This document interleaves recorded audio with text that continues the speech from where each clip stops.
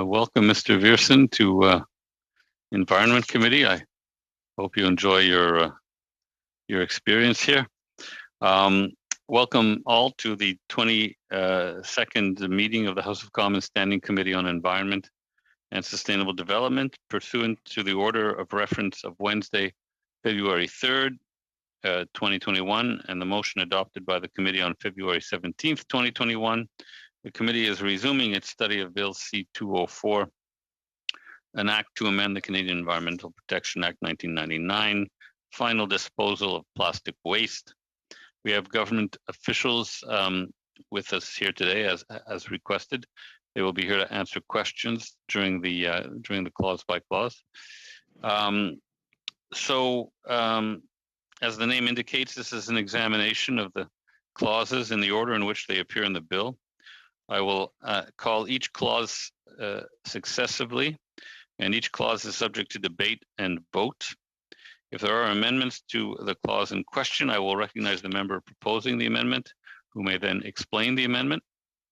The amendment will then be open for debate. When no further members wish to intervene, the amendment will be voted on. Amendments will be considered in the order in which they appear in the bill or in the package each member received from the clerk. Members should note that amendments must be submitted in writing to the clerk of the committee or by email for members participating virtually. Since this is the committee's first clause by clause consideration of a bill in hybrid meeting format, the chair will go slowly to allow members to follow the proceedings properly. Amendments have been given an alphanumeric number in the top right corner to indicate which party submitted them. There is no need for a seconder to move an amendment. Once moved, you will need unanimous consent to withdraw the amendment. During the debate on an amendment, members are permitted to move sub-amendments. These sub-amendments must be submitted in writing or by email for members. Require the approval of the mover of the amendment. Only one sub-amendment may be considered at a time, and that sub-amendment cannot be amended. When a sub-amendment is moved to an amendment, it is voted on first. Then another other sub-amendment may be moved, or the committee may consider the main amendment and vote on it. Once every clause has been voted on, the committee will vote on the title and the bill itself, and an order to reprint the bill may be required if amendments are adopted, so that the House has a proper copy for use at report stage. Finally, the committee will have to order the chair to report the bill to the House. That report contains only the text of any adopted amendments, as well as an indication of any deleted clauses. I thank the members for their attention and wish everyone a productive clause by clause consideration of Bill C-204. Mr. Chair? Yes, Mr. Longfield. Okay, let me just get set up to see the hands here. Yeah, okay, we have Mr. Longfield, we have Ms. Collins. Yeah. Thank you. Just before we get going on the clause by clause, we've received a number of letters. 3 of them have been translated that we've received. There's 7 more to my count that haven't been translated yet, and they've been sent to us. I've looked at them. We've got the president of the Alberta Plastics Recycling Association, the president of Merlin Plastics Supply, Van Waste Co., PET Processing out of Delta, BC. The executive director. Mr. I'm in the middle of a motion. I'm just giving a short preamble to give you a motion. Point of order. Okay, I'll come back to you, Mr. Longfield. Yes, Mr. Albus. Mr. Chair, this is not relevant to the subject of clause by clause. No, it actually came here is. specifically to come here to do clause by clause. I'm in the middle of making a motion. I'm just listing the letters that we've received, and then I was going to make a short motion, Mr. Chair. Okay, go ahead, Mr. Chief of Ontario Waste Management Association, President of Waste Management Association of BC, Sustainability Manager of Ice River Sustainable Solutions from Shelburne, Ontario, the Director of Rundle Eco Service out of Calgary, and of course the President and CEO of the Association of Plastic Recyclers. These are important stakeholders we haven't heard from. 3 of them have been translated for our consideration. And Bill C-204 is showing a lot of interest from industry that we haven't heard from.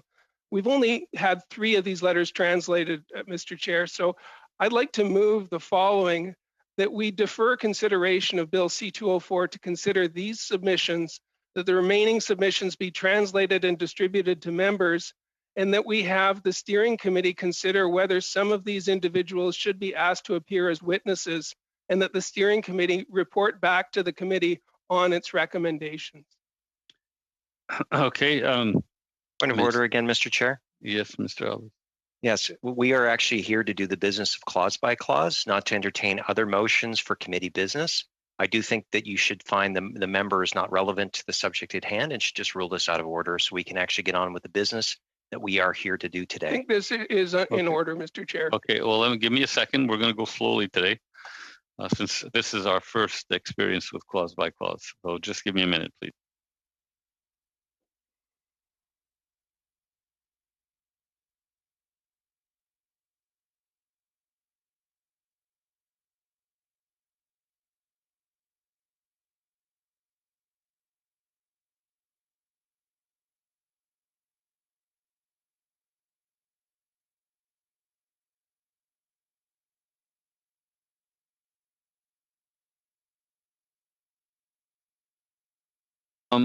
I believe, well, because Mr. Longfield, first of all, his motion relates to C-204, and it also relates to clause by clause in the sense that he wishes to delay clause by clause.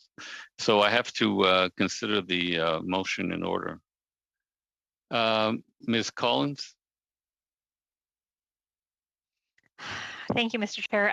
This is not necessarily related to Mr. Longfield's motion, but potentially relevant. I was just having tech issues as we were logging in, and so I haven't done my audio check-in. So hopefully this can serve as that. You sound fine. You sound good. Yeah, it's great. All good.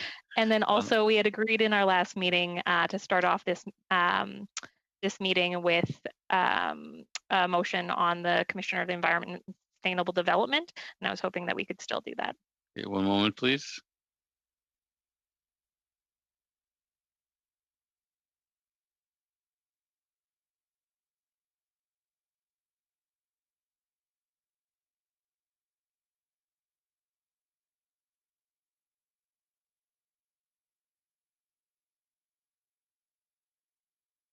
Okay, you did mention that absolutely, Ms. Collins, but what I'm told is that you would still have to move it at this meeting, and unfortunately, Mr. Longfield moved his first. So what I would suggest is after the debate, well, let's get through Mr. Longfield's motion first, then. Okay, we have Mr. And again, if you could lower your hand once you've started to speak, that would help me greatly. So Mr. Baker. Thanks, Chair. I just wanted to speak to Mr. Longfield's motion. I think what Mr. Longfield is trying to do is flag for the committee the concerns of a number of stakeholders who I think he would like us to hear from, and I think that makes a lot of sense. I mean, and I'm a little bit surprised.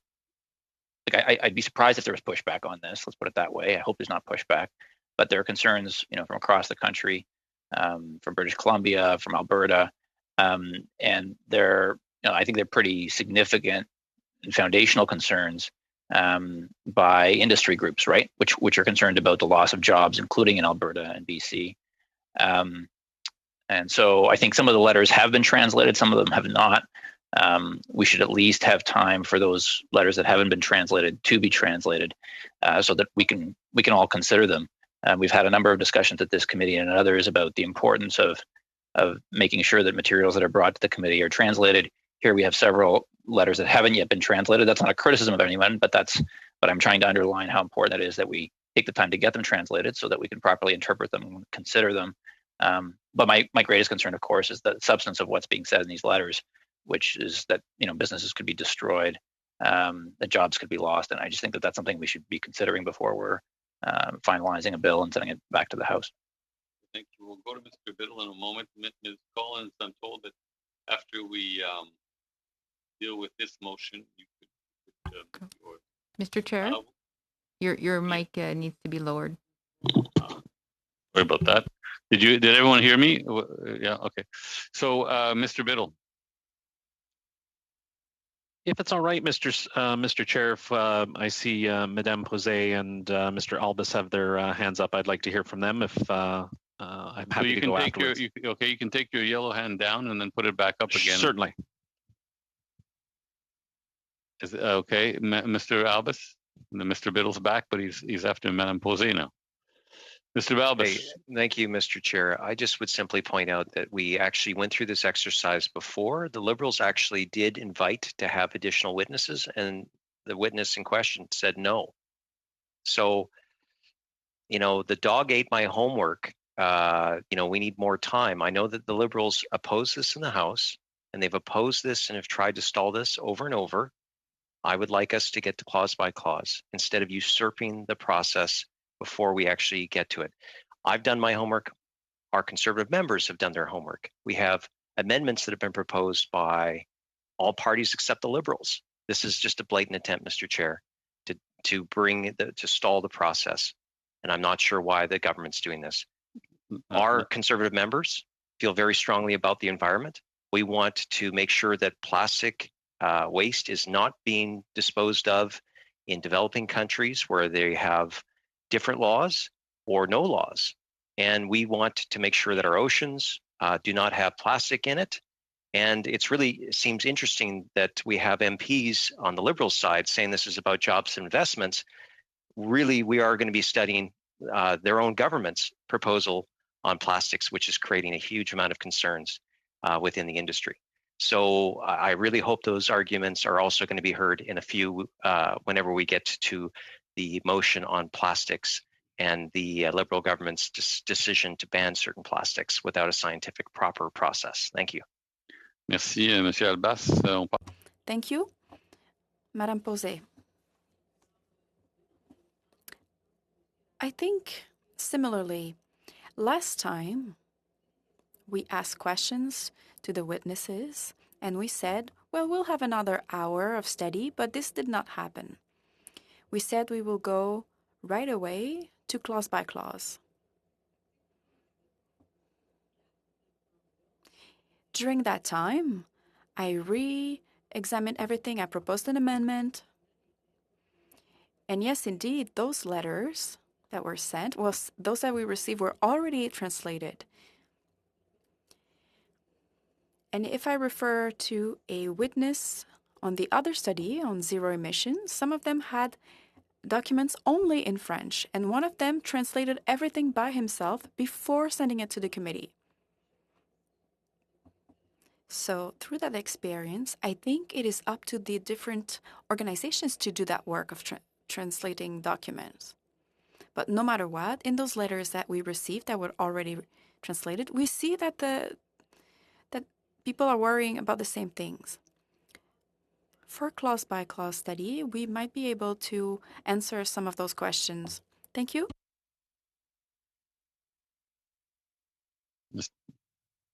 Mr. Bill? You don't seem to be on mute. Oh, I'm up. I'm sorry, I didn't hear you. Yeah. Mr. Chair, thank you so much. And I do apologize in the background. There may be a couple of toddlers screaming, but around this time when kids are returning from school, my internet connection gets worse. So I'm afraid to close the door and cut that off. So I do apologize if there's a little bit of yelling in the background. Everyone's okay, not to worry. I guess I'm a bit concerned by Mr. Albus's phrasing of this as usurping the process of trying to get language or trying to get documents translated into French so that we have a full understanding of the impact of this. And I appreciate Mr. Albus thinks this is magnificent legislation. I think others have raised fundamental concerns. I know I'm new to this, and based on what I've heard, based on what I've read in English from these letters, that there's some serious concerns about what this legislation, perhaps well-intended,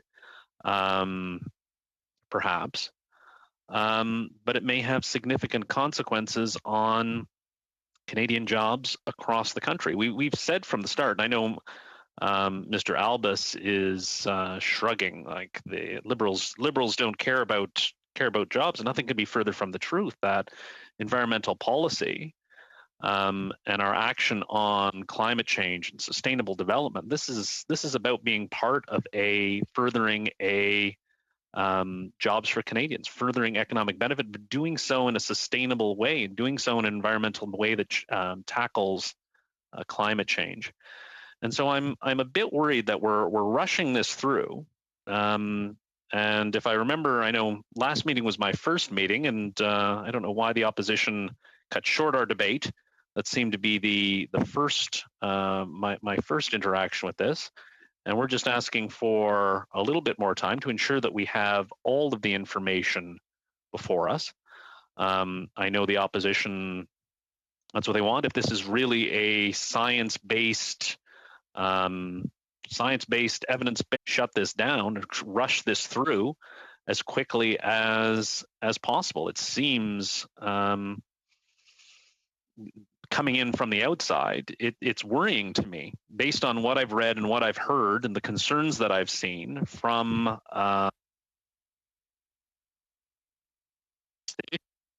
the desire to have some kind of win on climate change, given all.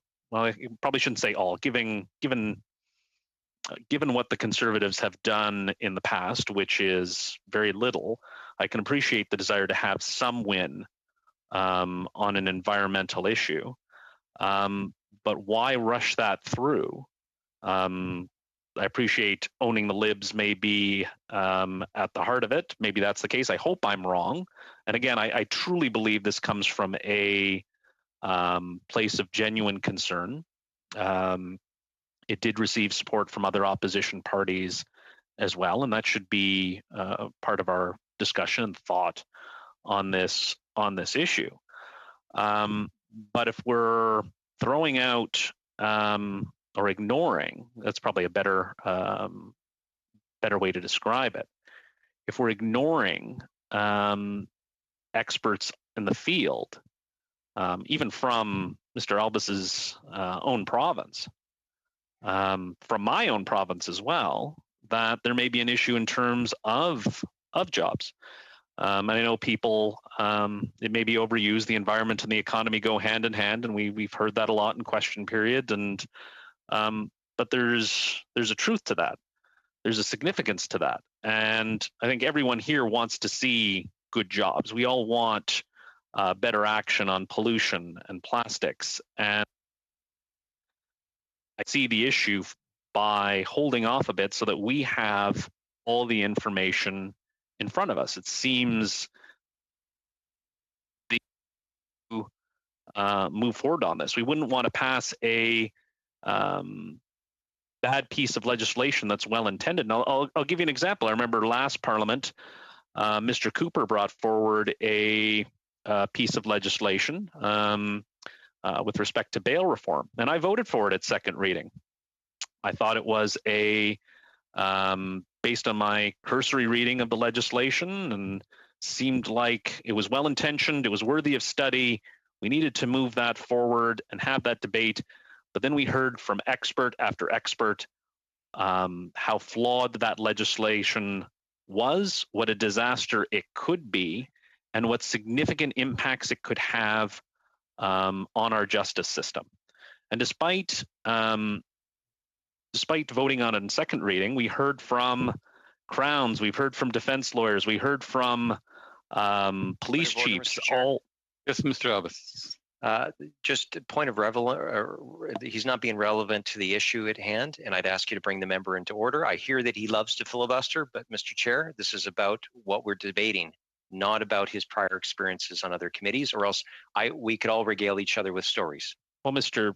Chair, can I speak to that point of order?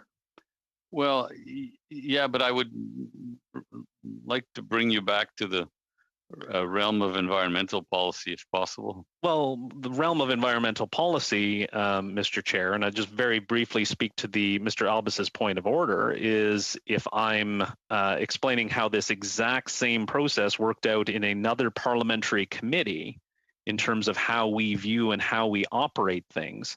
Just because I didn't say the words environment, it is a process of parliament, a process by which we were determining a private member's bill. And I don't see how I've gotten off track because I haven't. I'm speaking to the point of order, Mr. Chair. Yeah. And Mr. It sounds like debate to me, but point of order. Well, I'm finishing my response to the point of order, Mr. Chair, if that's all right. Please. No, I understand that you're making a parallel between what happened in another committee, and that's fine. But I would urge you, now that the parallel is made, to maybe come back to the environmental fold. Mr. Albus, did you have another point of order? I was just going to say again on relevance, Mr. Chair. He's not showing respect for your ruling. No. I think he's nodding. So I think I think I made my point. We'll see if Mr. Biddle appreciates my point. Go ahead, Mr. Biddle. Well, I always appreciate your point, Mr. Chair, and I appreciate all your work, not only here, but in our Mr. Scarpaleggia also chairs our national caucus. I apologize if I'm going off point here, but I respect your opinion and your views, regardless of the circumstances, regardless of the place. And so, again, that parallel exists, but in terms of the environment, again, we have a significant, though I mentioned justice, and that's outrageous that I would mention something like justice in the Environment Committee, but we do want there to be a positive outcome, and that's what I'm arguing for. That's what we all want to see. We all want to see the environment benefit at the end, and perhaps we get these letters translated, it becomes part of the public record, and everyone wants to move forward, no problem. I don't see the issue of leaving out a piece of the puzzle, I guess, is the surprising thing. Again, I know I'm new to this committee, and you've all sat through these meetings, and I don't want to overstep, even though I'm now a member of the committee. I guess I'm not overstepping, but there's something missing for me, and I just want to get that piece of the puzzle back in here. And so, be it climate, be it justice, be it any issue before Parliament, it's a bit surprising that we want to avoid this information, that we don't want to see it, that we don't want it translated, which is, I guess, according to Mr. Albus, usurping the process is to have documents translated into French. That's a weird definition that Mr. Albus was suggesting, and surprising given his party's commitment and what they talk about in question period. But when the rubber hits the road in committee, nothing can be further from the truth. But I see a few more of my colleagues with their hands up. I guess I'll leave it there, Mr. Chair, and I appreciate all that you bring to the committee, and I appreciate the opportunity to again after hearing from my colleagues. Yeah, thank you, Mr. Biddle. Mr. Longfield. I think Ms. Sachs might have had her hand up before me. I don't want to butt in. That's possible. This is what the system is telling me. I mean, if you want to have Ms. Sachs go first. No, okay, that's fine. If Ms. Sachs is okay with that. This isn't a process of filibustering or delaying. I think my concern going into this meeting was we just heard from a lot of people that didn't just not like this legislation, they really didn't like it. In fact, they said it would jeopardize the future of their business as well as any future activities going towards a circular economy. The one letter we haven't been able to see is from Rundle Ecosystems from Calgary, and he said, simply put, and because we don't have it on the record, I just want to read this very short paragraph. Simply put, passage of Bill C-204 will put Canadian recyclers like Rundle Eco Services out of business. Our employees will lose their jobs, and certain jobs in the service providers rental employees, such as construction companies and transport companies, may be in jeopardy. The development of a plastic circular economy will be much more challenged as we lose opportunities to create economic value and new jobs. Critical channels of our clients to recycle will be redirected to Canada's landfills, a point I was making in the last committee meeting. Our US recyclers will be short of used plastic materials and unable to supply the increasing demands for higher recycled content in a multitude of plastic products. Like, these aren't wishy-washy statements. It's, I think, very critical to the study we're doing. And I think it's very important their voices are heard. This is Calgary, Alberta. It's not a political, let's hear from my constituents. We have similar letters from Alberta Plastics. We've got them from Merlin Plastics in British Columbia, from the Ontario Environment Industry Association, from Ice River Sustainable Solutions in Shelburne in Ontario. And so these are people very concerned about this study, saying if this legislation goes through, it's going to have a dramatic impact on their business as well as recycling in Canada, which I think is critical for our study. And so I want to find a way of having their voices heard, especially the ones from that need their voices at this table, but also Ontario and Quebec. I mean, are we going to tell Quebec how to run their landfill systems after this? I think there's enough flaw here before we go to clause by clause. We need to hear their voices. Thank you, Mr. Chair. Thank you, Mr. Longfield. Ms. Sachs. Oops. Thank you, Mr. Chair. I think we're missing a critical piece here of due diligence. If there's any piece of legislation that we're going to go through and review and even get to the clause by clause stage, the due diligence needs to be done. And I'm frankly shocked that Conservative MPs, who are always asking for due diligence, who are really always asking us to get down to the facts and to the nitty gritty and to the fine details of understanding the full picture, in this case, are saying no. They're saying, I don't know how Western Canadian businesses would feel to see a Conservative MP saying that their voices aren't relevant in this discussion, that their businesses don't matter. I'm really quite surprised. And frankly, if we're going to go through this process, we didn't receive 1 or 2 letters, we received 7. We have an absolute obligation to make sure everything is translated to meet our obligations of not just this House, but of the language laws of Canada, to make sure that all members in all committees can have access to this important information from stakeholders. And it's if Western Canadian industry is saying this is a problem for them, when Quebec Recycling they're a model for the country of what they've built there, and they could potentially be impacted by this, then why wouldn't we take pause to make sure that we have a fulsome Canada-wide understanding of the impact on industry before we take a bill that's been rushed through this process, that when we're really everyone here wants a good direction in climate action.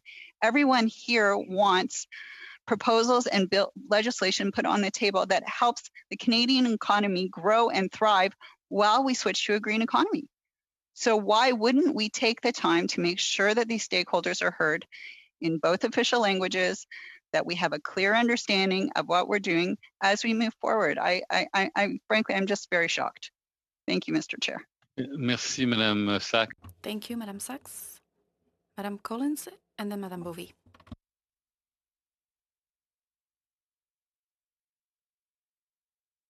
Oh, Mr. Chair, I lowered my hand to go after Madame Jose.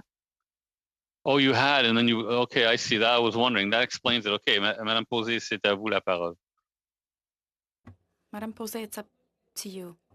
I wanted to talk about after Madame Collins to hear what she has to say. Well, listen, Madame Collins, would you mind going before Madame Posé? The question, ask the chair if we could call the question, but I would love to hear from Madame Posé before doing so. Okay. Allez-y, Madame Posé. Ok, écoutez, monsieur. Well, listen, I will come back to what I was saying earlier. Yes, we received some letters that were already translated. And it's the same, similarly to what our colleague read earlier. There are worries in the industry sector, and that's why I presented an amendment.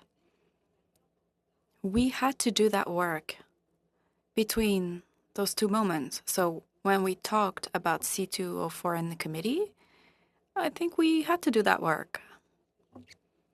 And the advantage of C204 is that it respects international law and the Basel Convention. Because when I look at other documents, they never would people talk about the Basel Convention. So the advantage of C204 is that we talk again about our international obligations. I think that's the interest of this bill. Thank you. Yeah, I was just going to ask the chair if we could call the question. So we'll have a vote. Madam Clerk? Certainly. The vote is on Mr. Longfield's motion. Mr. Baker? In favor. Mr. Longfield? In favor. Mr. Saini? In favor. Ms. Sachs? In favor. Mr. Biddle? In favor. Mr. Albus? Opposed. Mr. Generou? Opposed. Ms. McLeod? Ms. McLeod? Opposed. Thank you. Mr. Viersen? Opposed. Madame Posé? Contre. Ms. Collins? Opposed. 5 yeas, 6 nays. Okay, so so we'll move on. So Madam Collins, Ms. Collins, your hand is up. Yeah, as we discussed at our previous meeting, Sure. that this committee call upon the government to bring forward legislation to strengthen the role of the Commissioner of the Environment and Sustainable Development by making the Commissioner a full and independent agent of Parliament. It says Office of the Commissioner of Environment and Sustainable Development, in brackets, reporting to Parliament directly through the speakers of both the House and the Senate, clearly affirming and appropriately circumscribing the duty of the Office of the Commissioner to advocate for environmental and sustainable development issues, requiring that the appointment of a commissioner be approved by both the House and the Senate, ensuring that a funding mechanism at arm's length from the government be established for the office of the commissioner, and protecting the right of the commissioner to name the office's staff, including environmental auditors, without government influence, and that the committee adopt these recommendations as a report to the House, and that the chair present this report to the House. Okay, thank you, Ms. Collins. I have Mr. Longfield. Sure, thank you. And thanks to Ms. Collins for putting that motion on the floor. I have a sub-amendment to delete all words after "that this committee," so that it would then read "that this committee," and then replace them with the following: that this committee, further to the motion adopted on February 1st, 2021, related to a hearing on the role of the Commissioner of the Environment and Sustainable Development, produce a report with respect to strengthening the role and mandate of the Commissioner of the Environment and Sustainable Development, and that the committee take into consideration all testimony to the committee with respect to that role and mandate in the 43rd Parliament, as well as the report of the committee tabled in the 39th Parliament, first session on March the 1st, 2007. Mr. Longfield, would you mind sending that to the clerk so that we can, I can have in front of me a version of the motion as you are suggesting it be amended, because that is a long amendment, and I just want to make sure I understand what we're trying to do. Ms. Collins, was your hand up from before? It's a new hand in response to the amendment, just to say that I'm not going to take this as a friendly amendment. Okay. I would like a vote on it, and I'd like to speak to it if possible. Sure, but what's odd is that you're showing. Did you take your hand down before? Did you put it up again? I know I just left it up. I'm sorry. I should have put it down and then put it up. really messes with my mind here. My apologies. So yeah, that's better. If you could just anyway, for this time, I understand that you come. Well, wait a minute now. Okay, so you were coming after Mr. Longfield, but before Mr. Baker. So you don't need to put it up. I've made a note. Mr. Longfield, if you could take your hand down. And then, I'm multitasking. I'm just sending you an email. Yeah, no, that's fine. So we have Ms. Collins and then Mr. Baker, and then we'll have to pause for a second. I need to see this written down. So.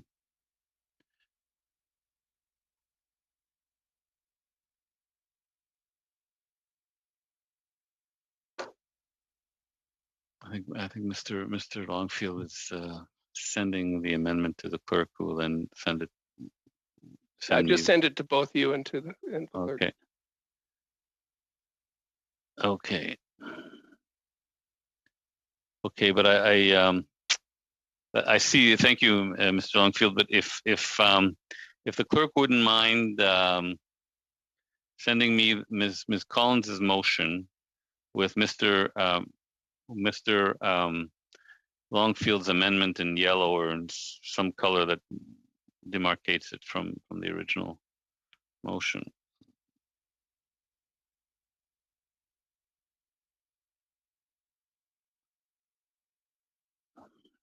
Sorry for the delay, but this is the new reality.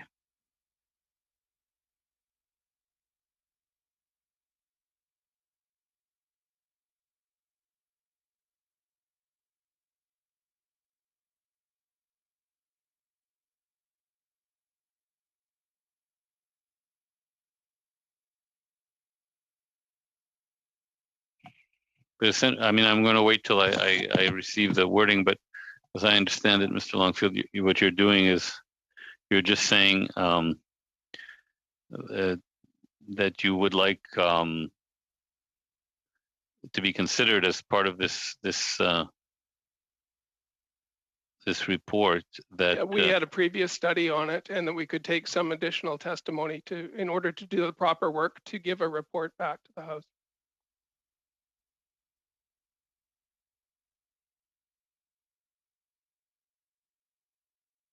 Yeah. Just, I don't know, just take a second before I. Okay, here we go. Okay. Okay. So I'm trying to understand here that. Okay, so here's the way it reads with Mr. Longfield's amendment. The only part, as I understand it, and please feel free, Madam Clerk, or to correct me, but the only part that would stay the same would be that this committee. So the motion as amended by Mr. Longfield reads that this committee, and here's Mr. Longfield's amendment, further to the motion adopted on February 1st, 2021, related to a hearing on the role of the Commissioner of Environment and Sustainable Development, produce a report with respect to strengthening the role and mandate of the Commissioner of the Environment and Sustainable Development, and that the committee take into consideration all testimony to the committee with respect to that role and mandate in the 43rd Parliament, as well in the 39th Parliament, first session on March 1st, 2007. I think I remember that report. So that's what we're voting on, essentially. Now, does somebody want to debate this? Yes, I see Mr. Baker, you want to debate this amendment? Mr. Chair, just to remind you that I still had the floor while you were pausing. I would like to comment first. You're absolutely right, Ms. Collins. Go ahead. Thanks so much, Mr. Chair. Yeah, I just wanted to say that this amendment, it does delete the entire content of my motion, which I'm not sure if this is my first term on committee, not sure if that's totally in order, but also wanted to speak to the fact that really this motion that I've put forward is a replica of the motion that was put forward by the Liberals back in 2007. This is something that the Liberals were on board for when they were not in government, that they sent a report at that point, and that we heard very clearly from all of the witnesses in our one-day hearing that this needs to happen, that we need an independent officer of Parliament, and I guess it's surprising to me that the Liberals have hesitation about supporting the motion as is. I'm hoping that we can just vote on the motion as is and ideally send this report to Parliament. Merci, Madame Collins. Mr. Baker. Thanks very much, Chair. So to Ms. Collins made a few points. I want to speak to one or two of those and then have some other thoughts to add. I hear your point, Ms. Collins, about removing so many words of your motion. So, but I think the good news is that, at least from my vantage point, is that I think that the intent is to sort of address the same problem that I think you're trying to address. I'm not trying to put words in your mouth, but I think what Mr. Longfield's trying to do is suggest that we look into the problem that I think you're trying to flag, or at least one of them, if I understand the intent of your motion correctly, which is to make sure that we understand how we strengthen the accountability mechanisms, or one of the key accountability mechanisms, to make sure that government's doing what it has to do to fight climate change and protect our environment and achieving a whole bunch of other goals. So although I appreciate how it's eliminated a lot of the text, I just wanted to flag that aspect of it, that I saw it as much more of sort of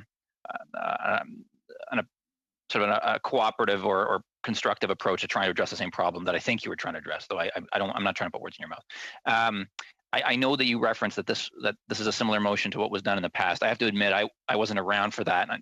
I gather you weren't, although you've clearly identified that, so I applaud you for having caught that. I wasn't there for that, so I wasn't part of that Liberal team and don't know what was moved in what context and everything else. But I also wasn't there for the reports that Mr. Longfield alluded to that have been done by the committee. And so my thinking would be that I think if we're trying to solve the problem of making sure that the environmental commissioner is providing the appropriate oversight and transparency, that a study on the matter or studying the matter further would be helpful. It would just help us be that much better equipped to make sure that we've got those mechanisms in place.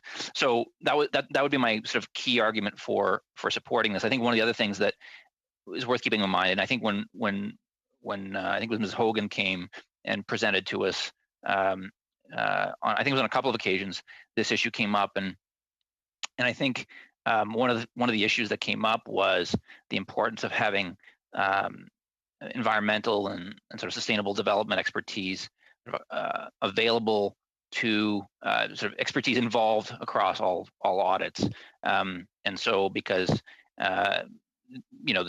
there are such things as just environmental audits, but many audits or a lot of oversight involves a range of expertise across a range of ministries, et cetera. So that would be an argument for why I think if we want to achieve the goal of providing the best possible oversight, let's look into that. Let's study that. I'm all for that. I think it's important. But I would suggest we do it. We take that extra step to do it as thoughtfully and as balanced a way as possible to make sure we come up with the best outcome. Point of order, Mr. Chair. Rappel au règlement. Okay, j'ai deux appels au règlement. I have 2 points of order, Madame Collins and Madame Posey. In order, given that it takes out the entire content of my motion. Yes, just one moment, please. I believe it is. Mais, Monsieur le Président, je m'excuse. Chairman, sorry to jump in. Yes, can I come back to you in a moment? Madame Posey, do you have a point of order? Well, quickly. I feel rather excluded from this debate. It's hard for me to follow. If at least I had the written motion, whether it was English or not, but I'm working with the interpreter, but I don't have this written motion, so it's really hard for me to concentrate. Could it be sent to us? I thought we were going to get it via our personal emails. At least we could follow better then. Yes, I do understand. Just a moment.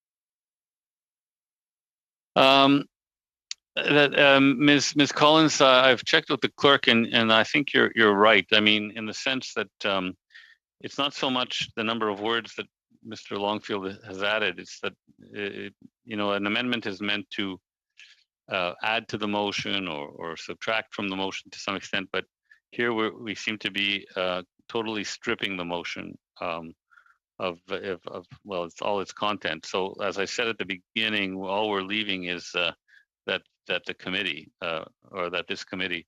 So I have to agree with you that it's not admissible based on.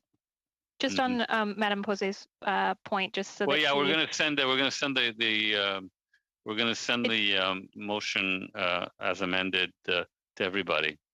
Oh, as well, if the amendment's not in order, potentially not, but just for the main motion, everyone should have a translated copy of that. Everyone should have previous. the translated, yeah. And so your motion, if I'm based on what I'm seeing on my screen, your motion is it's a number of paragraphs. I think there's 4 or 5 points in it. Is that correct? That's correct. Yeah. So, okay, where were we now? Okay. Yeah, so your motion says that this committee call upon the government to bring forward legislation, then 1, 2, 3, 4, 5, right? Yeah, okay.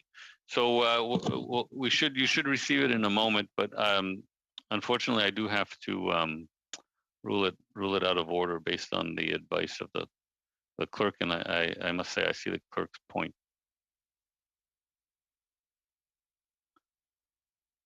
Okay, so where so where does just a moment, please. Chair, I have another suggestion then. Just a second, please.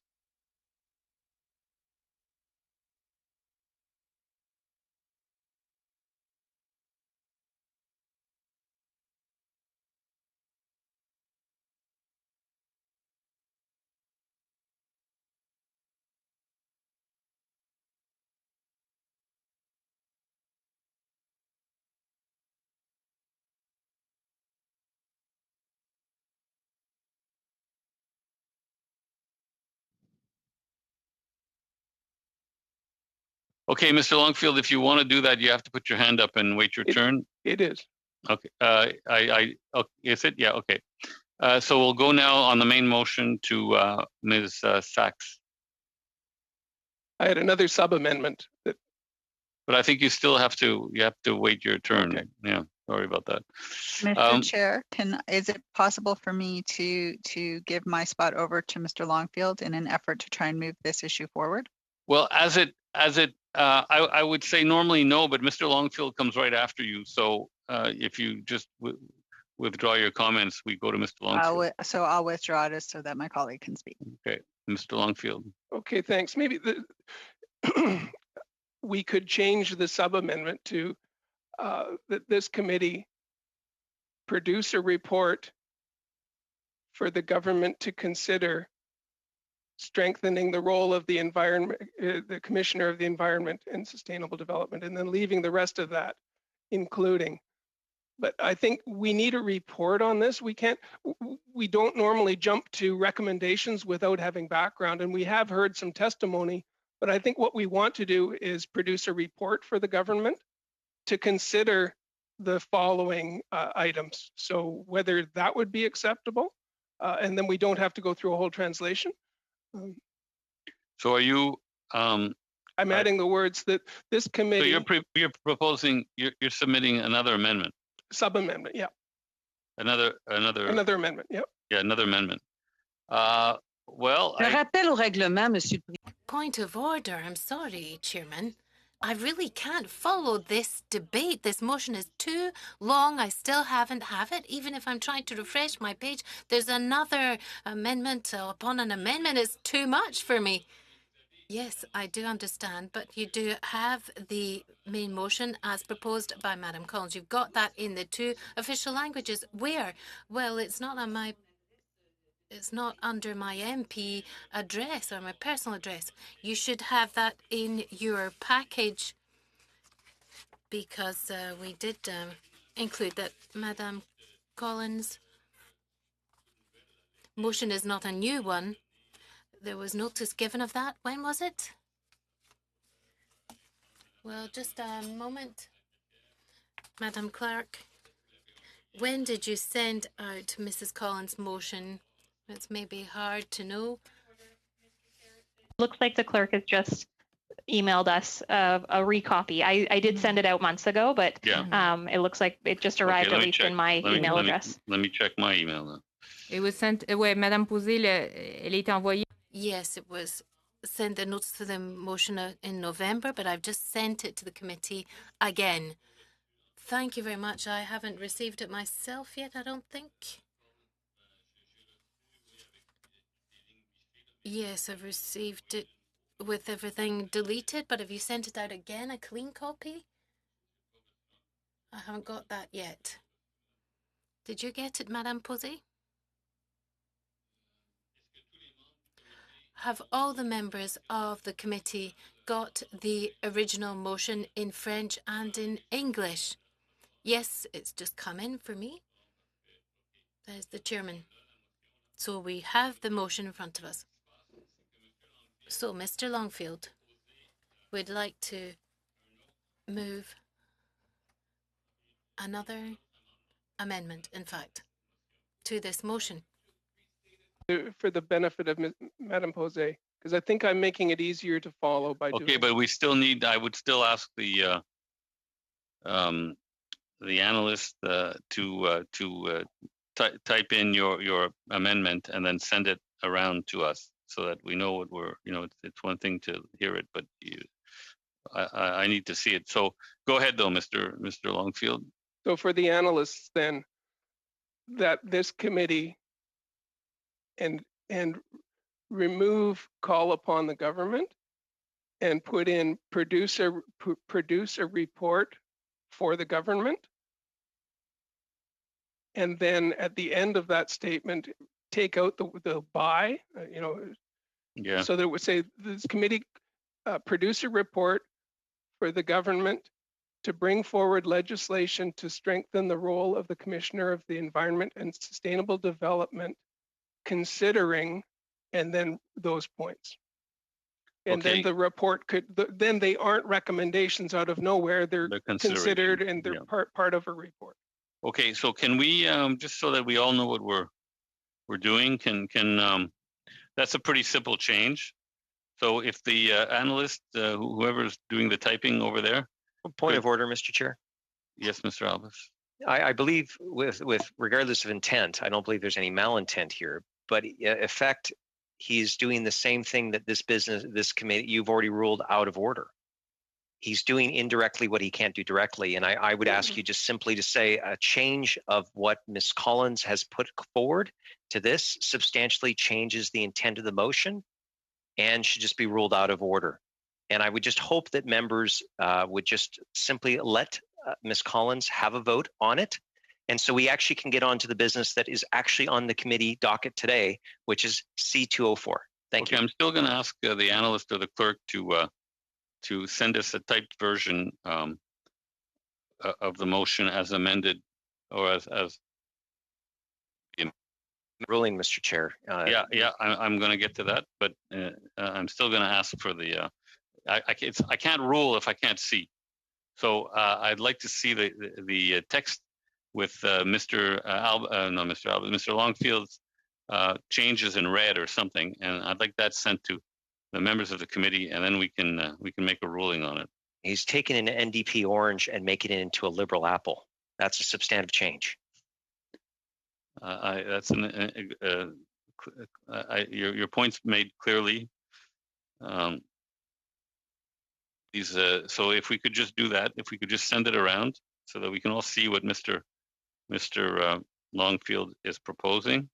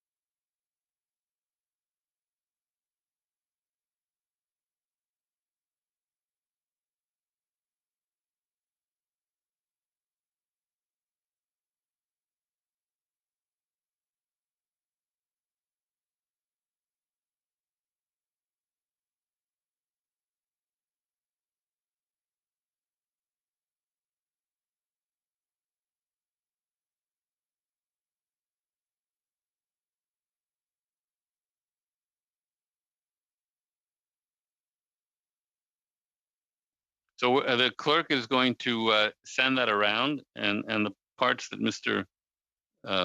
Longfield changed will be in red. His additions will be in red. I mean, it hasn't changed much, so it is very much a refinement.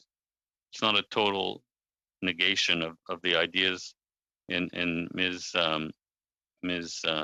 Collins's original motion. I mean, look, if there's disagreement with the amendment, the committee can vote down the amendment, and then we're back to debating and voting on Ms. Collins's original motion.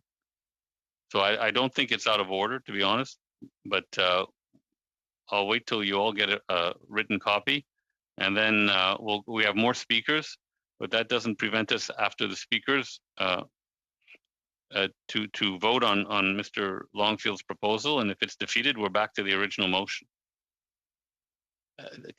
Has everyone received the written version with Mr. Longfield's proposed changes?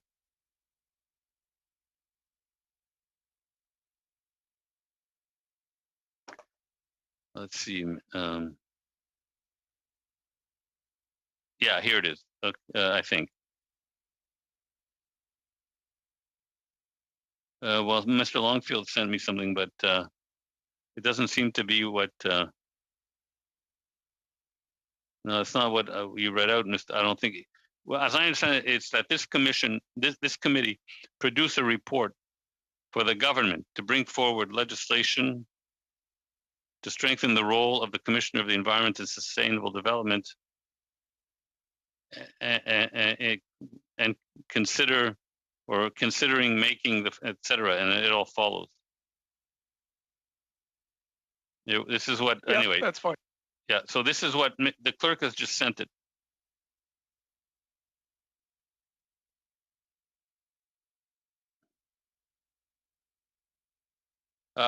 There's just one error, I think. That is, there's two considerings in the motion. The first one doesn't belong there. So it's to bring forward legislation to strengthen the role of the commissioner. So that first considering comes out. But I think you can see that. You can all see that. So we'll go now to Mr. Biddle. Thank you very much, Mr. Chair. And I guess Mr. Longfield has his hand up, and perhaps he can address it, because I think there might be a disparity in what was sent by the clerk and what Mr. Longfield proposed. But he can explain that better than I can. I'll make my point regardless. It's a very bizarre argument that, hey, MPs like you 14 years ago agreed on this. Let's just push this forward without any further discussion on the issue. If this is my understanding of things, that in 2007, I was just out of law school. Probably Mr. Baker was Point of order, Mr. in Chair. elementary school. Yeah, Ms. Collins. Mr. Chair, I have the floor, and I'm making a point. Point of order. Point of order. If it's not a point of order, we'll just go back to I very much want to hear what Mr. Biddle has to say. I just wanted to maybe get clarity from Mr. Longfield to make sure that the amendment was correct before we continue on a discussion of the amendment. Mr. Longfield, am I correct in that the only, I don't want to call it an error, but the only thing that needs to be taken out of what the clerk just sent us is the first considering. There's two considerings in the same sentence. Yes, what the clerk has sent out, what's highlighted in yellow would be removed and replaced with what's in red. Right. Okay. So that's And right. the main point is for us to provide a report that would substantiate those recommendations. Okay. So the red part is the new part. Okay. Okay. So that's what it is, Ms. Collins. Mr. Longfield has confirmed that. Mr. Biddle, go ahead, please. Well, I do apologize, and I should probably know better than, even though I'm new to this committee, I should probably know better than to question the clerk in any committee. So I do appreciate that and do apologize for that. But going back to my point, 14 years ago, a lot's changed. A lot had, I don't know, maybe Mr. Chair was here as a member of Parliament, and perhaps some others on this committee. I was just out of law school, as I was suggesting. Mr. Baker, not to, he's far younger than I was, probably in elementary school at some point. But I can appreciate what is trying to be done here, which is gum up the House of Commons in terms of giving an opportunity for a concurrence debate on the issue to prevent passage and delay passage of things like UNDRIP, to prevent passage of other pieces of legislation, and to slow things down a bit. So I guess this is my first time in a committee, and I've been on a few others. I've mentioned justice, but I've been on PROC and transport, and now environment, where it's just, let's just have a report with no evidence, no witnesses. We'll just put this forward. And I appreciate Mr. Longfield's amendment that let's take some time and consider this. I know there's a lot of items on the committee's agenda. I don't know that there's enough time to deal with all of the items on the committee's agenda before we get to end of June. But we have the fall. We have lots of time. There's lots of time left in this Parliament to debate the important issues, and jumping the gun on this issue isn't necessarily the right way to go. And I appreciate that it'll make for a great concurrence debate to take 3 hours out of the House of Commons, and there may not be enough opposition days for the NDP to fill the time as they would like. This would be perhaps a great opposition day motion. But I would think, and from speaking to my colleagues before I started on this committee, my understanding was that there was a real willingness on this committee to get to the bottom of various items. And I guess I've been disappointed today. First, we didn't want to hear with respect to stakeholders in an industry that were going to lose their who are concerned about losing their business in an effort to rush forward legislation, to delay it a week or so that we could hear and get evidence, but now to push forward something that, hey, this was something that was agreed on 14 years ago, let's just push it forward. I think Mr. Longfield's right. Let's have a discussion. Let's bring in some evidence. Let's bring in some witnesses. Let's talk about these items. Let's have a proper report. If we're going to make recommendations to the government, and I think there is a willingness to listen to recommendations, but is this coming from a place where we want this to be properly considered, or is this we just want an opportunity for there to be a concurrence motion so that we can have a few clips for Facebook and we kind of lose that opportunity to really sink our teeth into something that is significant, something that is fundamentally important? And again, like I see the willingness of all of the members of this committee who want a greener future, a greener Canada, and there's different paths forward on that. But I don't see how this is really advancing things. And again, from the other side of it, how it's going to slow things down in the House of Commons. So I see a couple hands up, and I will I'll yield the floor, but appreciate that, and hope that we move forward on a thorough discussion and a proper report. Thank you. Okay, Ms. Collins. Thank you, Mr. Chair. And I just want to triple check to make sure that I have it, the correct wording that we're actually discussing and arguing about. So the considering at the end of the sentence that we sent was added, but otherwise nothing else has been added other than produce a report for the government to bring forward legislation, and then it starts up at my wording to strengthen. Yeah. Great.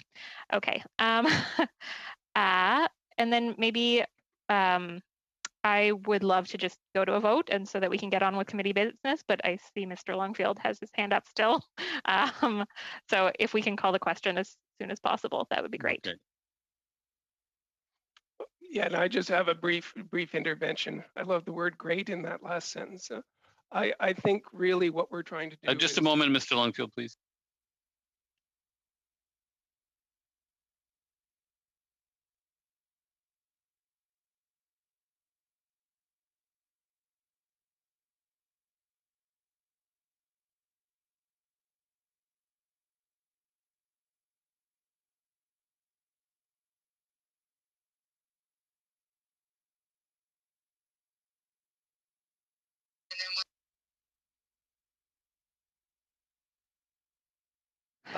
Okay, go ahead, Mr. Longfield, please. Yeah, just briefly. I'm not trying to drag this on, but the point being, if we've invested, and we have invested in the Commissioner of Sustainability's budget, we've invested in the Auditor General's budget.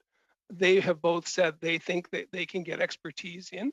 That would be another piece that I would like to have in background, which doesn't show up in the motion. But I think the motion can really address the urgency of getting the commissioner some added strength and some teeth within his department. So, but I would like to just have the background information that would come up with recommendations that would have some background behind them. So, okay. I'd love to vote. Okay, Ms. Collins.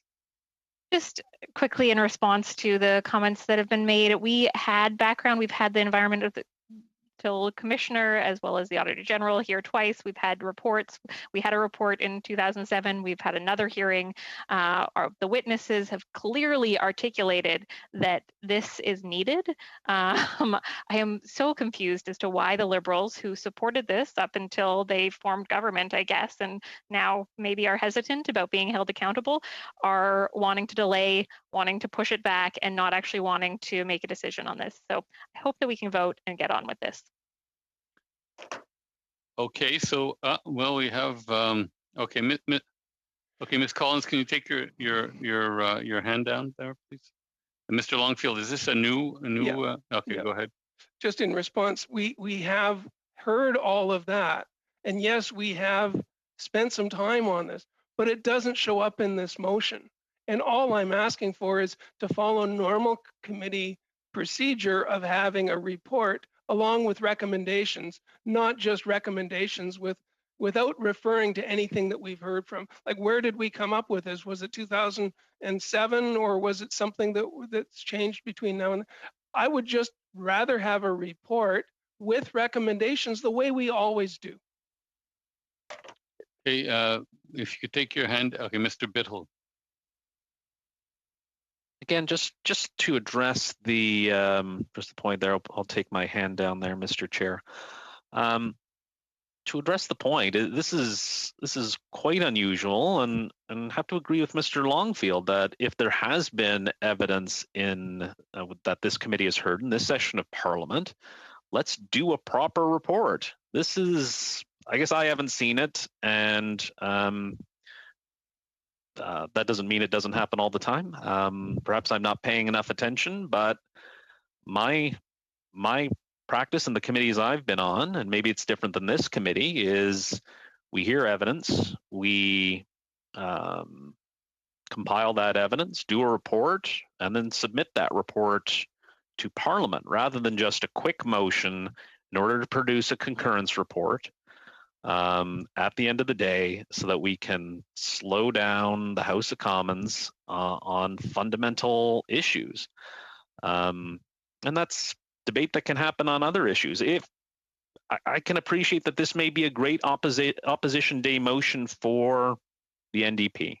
This might be a great one, but trying to do this in a way that, again, doesn't build on what's been heard, and if evidence and witnesses have come forward, let's do a report and say this is where the commissioner said X. This is where they said Y. This is where we agree. This is what we recommend to the government. And again, there is a willingness to listen. There is a willingness to have a strengthened regime for environmental protection across government and in this country. And I don't see why the need to rush this. Is this something we do all the time in this committee? It really worries me that in day two of being on this committee, it's hurry up, just pass it. We don't need to hear from witnesses. We don't need proper reports. And it's troubling given the significance of all of these issues to Canadians, be it with respect to the first motion and businesses that could potentially be impacted. And now in terms of having an actual report and putting evidence together and piecing that together. I know it's more challenging. I know it's more difficult. I know it's going to take longer to be in a position to have a concurrence motion. But isn't it better to put that off a couple months rather than just put it through? And have something genuine, because again, I believe this is genuine, and if there is evidence tied to actual recommendations that allow for the government to respond back, then we have something positive, something that we can build upon, and something that we can be proud of as a committee. Thank you, Mr. Chair. Thank you, Mr. Biddle. Ms. Sachs. Thank you, Mr. Chair.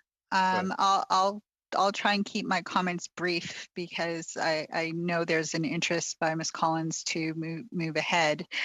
I just, my desire here, and I'm a rookie here in Parliament, and I'm a rookie in this committee, but I've watched the process happen, and I would say to Ms. Collins, just like we did with the zero emissions work for Madame Posey on her report, you want to take something to the House that you're proud of, that really has impact and can shift. And it's not really a matter of accountability to me here. It's a matter of we've compiled evidence, and we don't have a report. I know you think with their reports from years back, but I certainly didn't sit on those meetings, nor did you or many other individuals are sitting here.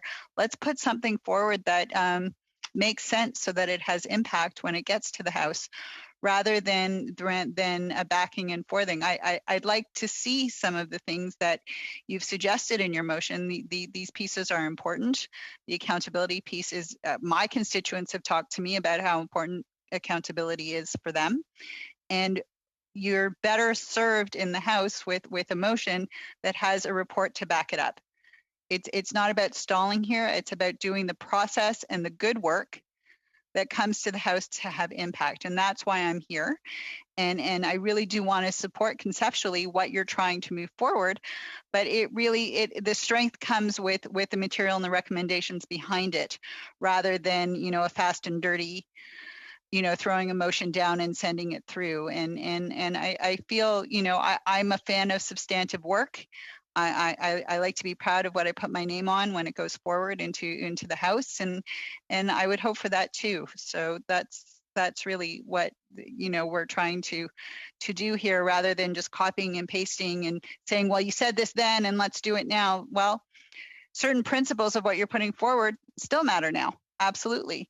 But we have more information and we have to compile that and make it comprehensive for the House so that what you put forward sticks. Otherwise, I really question why we wouldn't do it in the way that process, commands us or dictates that we do through this committee. Thanks, Okay. Mr. Chair. Thank you. Seeing no other speakers, we can proceed to a vote on Mr. Longfield's amendment. You have it all in front of you, highlighted properly. Madam Clerk, would you like to tabulate, call the vote, and I mean, not call the vote, but go through the members and see how they want to vote on this? Certainly. So the vote is on Mr. Longfield's amendment. Mr. Baker. In favor. Je m'excuse. Sorry, just to check. Mr. Longfield's motion is the one that's in red, isn't it? Okay, thank you. In favor. Mr. Longfield? In favor. Mr. Saini? In favor. Ms. Sachs? In favor. Mr. Biddle? Mr. Biddle? Oh, okay. In favor. Thank you. Mr. Albus? Oh. Mr. Generou? Opposed. Ms. McLeod? Opposed. Mr. Viersen? Opposed. Madame Posé? Contre. Ms. Collins? Opposed. Six. Okay, so the amendment, yeah, sorry, Madam Chair, go ahead, six to five. Yes, 5 yeas, 6 nays. Sorry about that, I jumped the gun there. That's fine. So we'll go now, we can vote on the motion as presented by Ms. Collins, because the amendment was defeated. Would you like to see how the members view this? Certainly. Madam? So the vote is on Ms. Collins' motion. Mr. Baker? Opposed. Mr. Longfield? Opposed. Mr. Saini? Opposed. Ms. Sachs? Opposed. Mr. Biddle? Opposed. Mr. Albus? Abstain. Excuse me?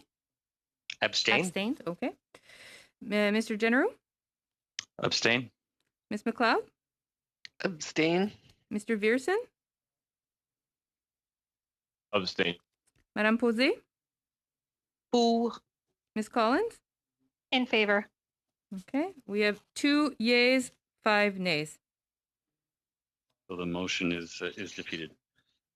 Okay, so I don't think there's any more business related to motions.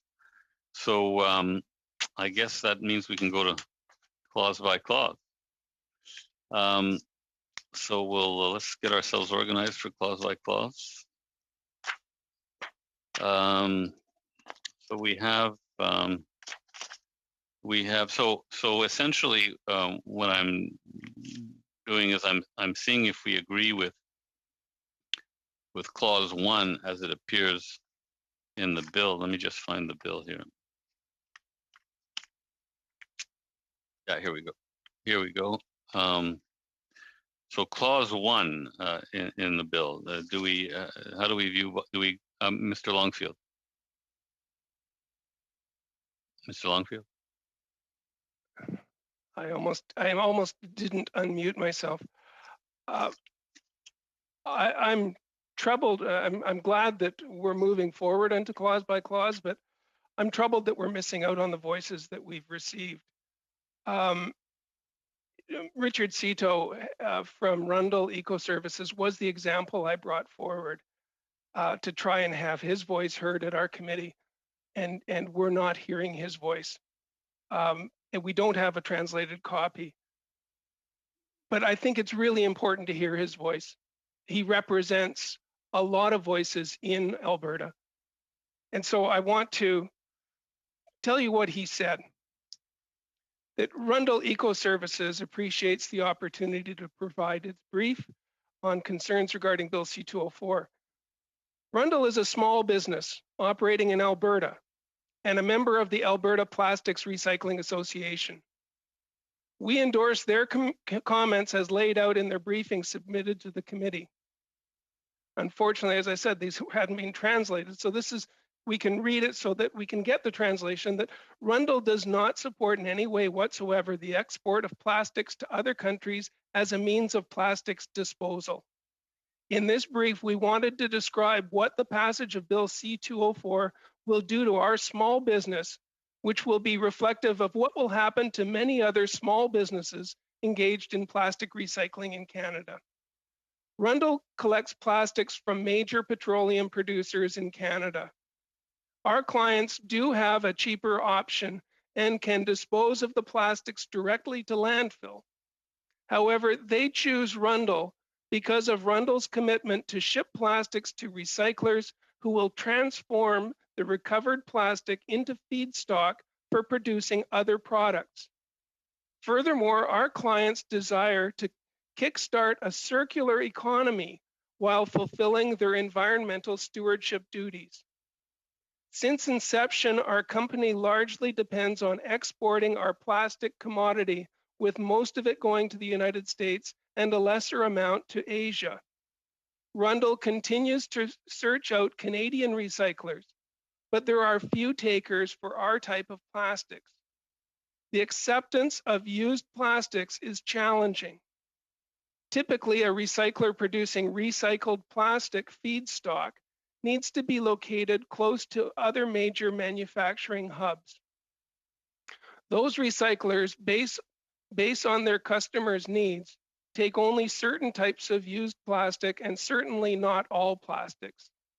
These recyclers must make significant investments in technology and specialized facilities that can sort, clean, and process used plastic.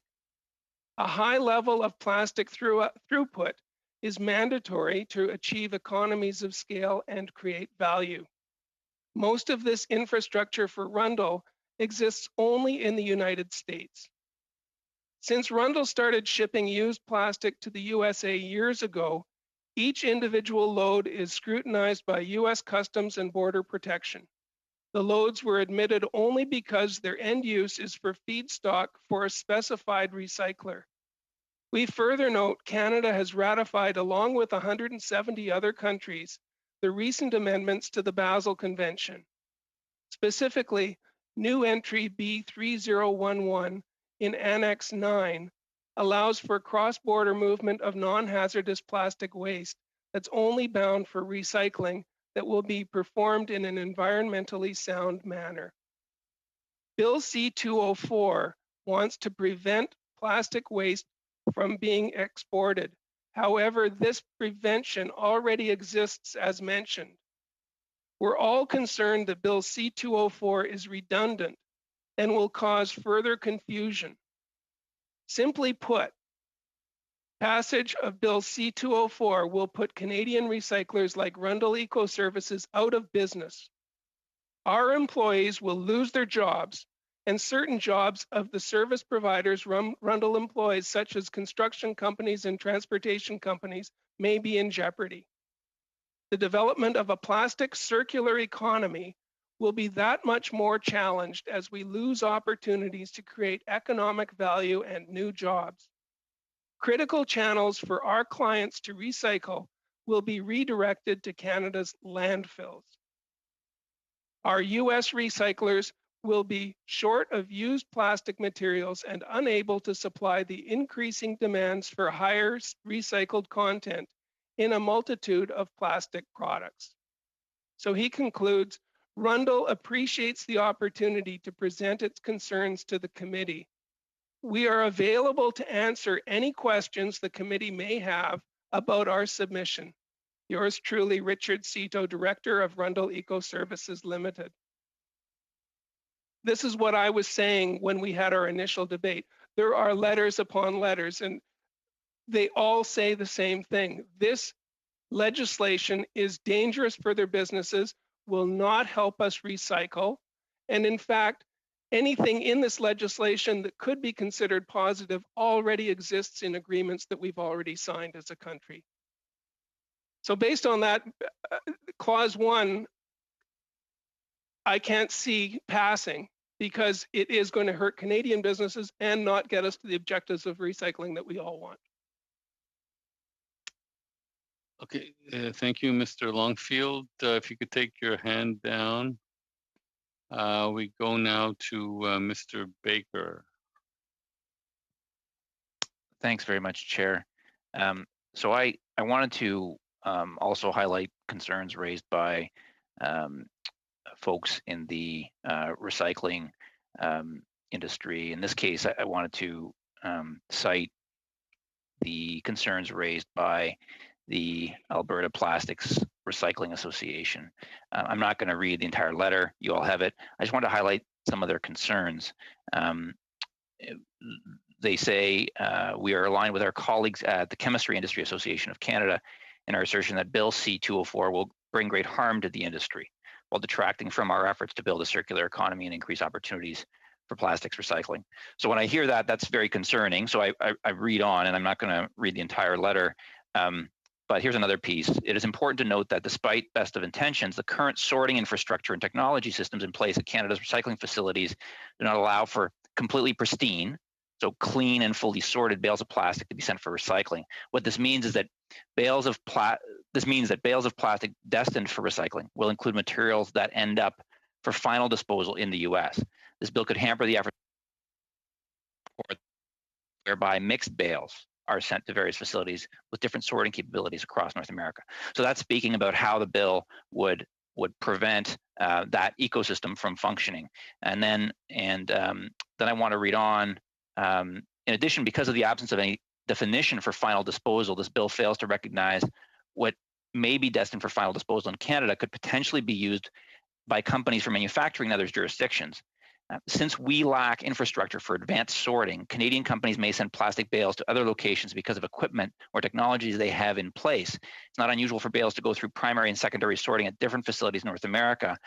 And this bill is unclear as to how the definition for final disposal will apply and when it will apply in the trade of plastic bales. So what they're basically saying is it's uncertain what would be allowed to for export and what would not. But regardless, what they're saying is that a lot of the infrastructure necessary to process what may be required to stay in Canada may not be processed. And you can imagine that would mean likely it would go to landfills, and that's the last thing that we want.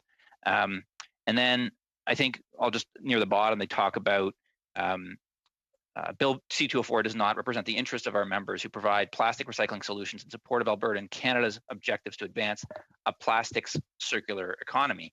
Bill C-204, if passed, would create harm to our members and the wider industry's ability to collect, process, and market plastics in the future. Alberta needs full access to overseas markets.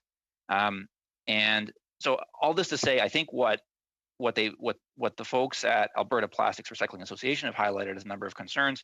One is that the rules, the definitions in the bill are unclear, which makes it unclear as to what would be allowed to what materials would be allowed to be exported and which would not. That's number one. Number two, they're highlighting that it would bring great harm to the industry. in number 3, they're highlighting that this would have environmental impact within Canada, a negative one, certainly because the infrastructure doesn't exist in Canada to process much of the material that would be prevented from export, which is currently exported for the purpose of processing cleanly, and that this would do harm to the environment because what it would do is it would force Canadian industry to presumably to put a lot of this material into landfill. So I wanted to highlight this, and I guess the fourth concern is the economic impact on the members of Alberta Plastics Recycling Association and the employment impact. So I wanted to highlight all of those and thus suggest that this portion of the bill shouldn't pass. Thank you. Thank you, Mr. Baker. We'll go to Mr. Saini. Thank you, Chair. I just wanted to build on what my colleague, Mr. Baker, was saying. Usually on committee,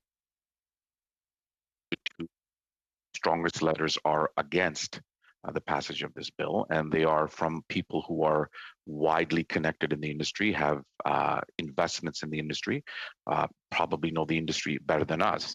And I think that if we're going to impact people in a way where every letter has reflected in a negative way that this will impact us, I think we owe them a duty to listen to them, to listen to their concerns, and to really get down to the bottom of this as to how are we producing legislation when there is so much economic influence tied to that. So I'm looking at one letter from my home province of Ontario, and it's from the Ontario Waste Management Association. And what they're writing is that the Ontario Waste Management Association strongly supports recycling and waste diversion efforts, including transitioning Ontario's signature Blue Box recycling program to full producer responsibility. Evidence shows that this is the best way to encourage producers, manufacturers, and retailers to incorporate changes in product and packaging design to reduce waste. So the industry itself is on the pathway to reducing waste.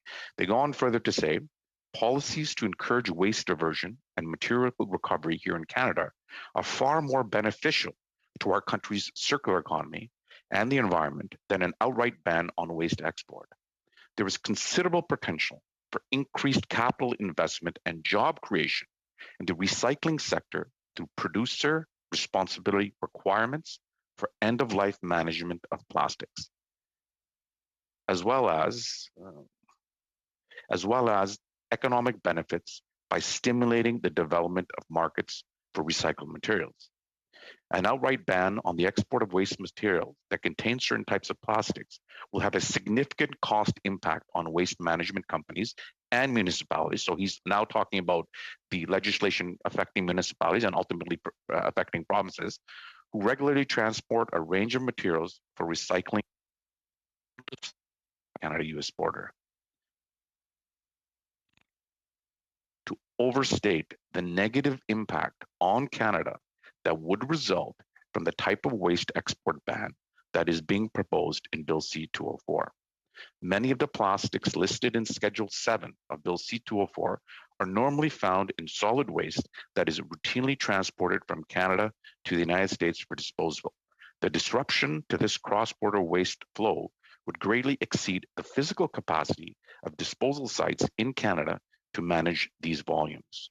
We urge the Standing Committee on Environment and Sustainable Development to recommend against the passage of Bill 204. And it's signed sincerely, Mike Chopowick, Chief Executive Officer. So he's, in his letter, has been very clear and very succinct in three main areas. One, that investing in our own industries will create more jobs and would be better for the economy and ultimately be better for the environment because you would have that circular recovery. Number two, things are going to be impacted. We have freight trade agreements across borders that may be impacted by this. Also, he mentions significantly that the municipalities would be impacted, which would also encroach in their jurisdiction and in the jurisdiction of the provinces. But more importantly, he talks about the negative impact and how it's going to impact his company or how it's going to impact the association and their employees. So for me, I think it's important that we hear these voices, that we continue investigating to see how this legislation will negatively impact, because as a committee, we would want to be more aware, not less aware, but more aware, more knowledgeable as to how these impacts would actually occur. And for me, I think that it's important that we hear these voices. I mean, like I've said on other committees, I mean, you get, different varying degrees of opinion, but these are serious organizations. These are serious people. These are people who have skin in the game. Their organizations have skin in the game. There are multiple recyclers across this country that are going to be affected. And I, as one person, would like to know is to know how the impact will happen, in what way will the impact happen, and how can we either minimize the impact or change certain things. But I think just to not ignore all these voices would be bad for us, and ultimately be bad for the country, because I think these voices, like I said before, these voices who have skin in the game, who have investments, who have made clear investments, not only economically, but in terms of training of their employees. These are not coming from one province. They're coming from Ontario, Alberta, and BC. So I think these people, I think we need to hear their voices to make sure that as we review this legislation, that we're making a positive impact, and we're trying our best to make sure that all voices are heard, and the voices that are the most pertinent are the voices of those people, or those folks, individual or associations who have come out clearly asking us not to pass this legislation, and they've clearly defined in their letters how this legislation would impact them. And I reviewed it earlier. I said, A, economically there will be an impact. B, in terms of the loss of the recyclable ability for certain companies. And 3, companies have acknowledged that they want to take a path forward in making sure that they try to keep the plastic, to the least, to make it circular in a way.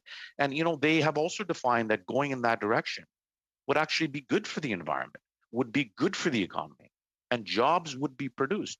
So I think you have a win-win-win. You are protecting the environment, you're advancing the economy, and you're creating jobs for Canadians. And I think those, and if you look at all the letters, they're all similar to some extent, depending on what part of the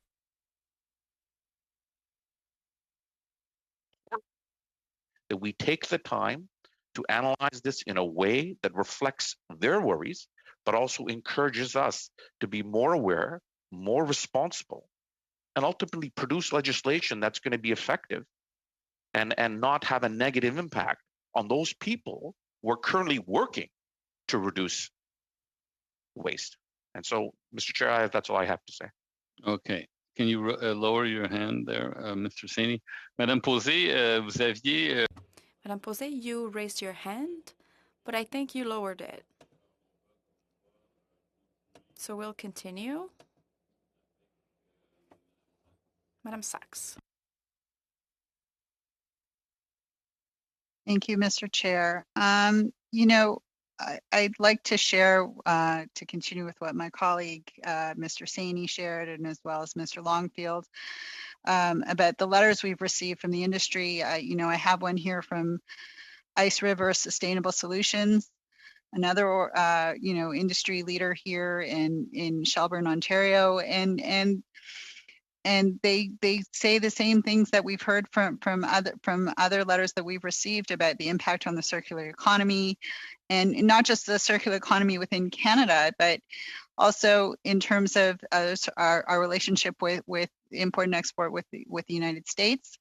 And I just don't see how we can ignore the impacts of not hearing these voices as we review this legislation, because without a clear definition of what final disposable, what Ice River shares is that without a clear definition for the term final disposal, Bill C-204 has the potential to block the export of plastic wastes for the purposes of downstream processes that could permit secondary markets and maximize value from plastic waste. Downstream processes like advanced recycling, waste to fuels, and waste to energy are integral components of a circular economy for plastics.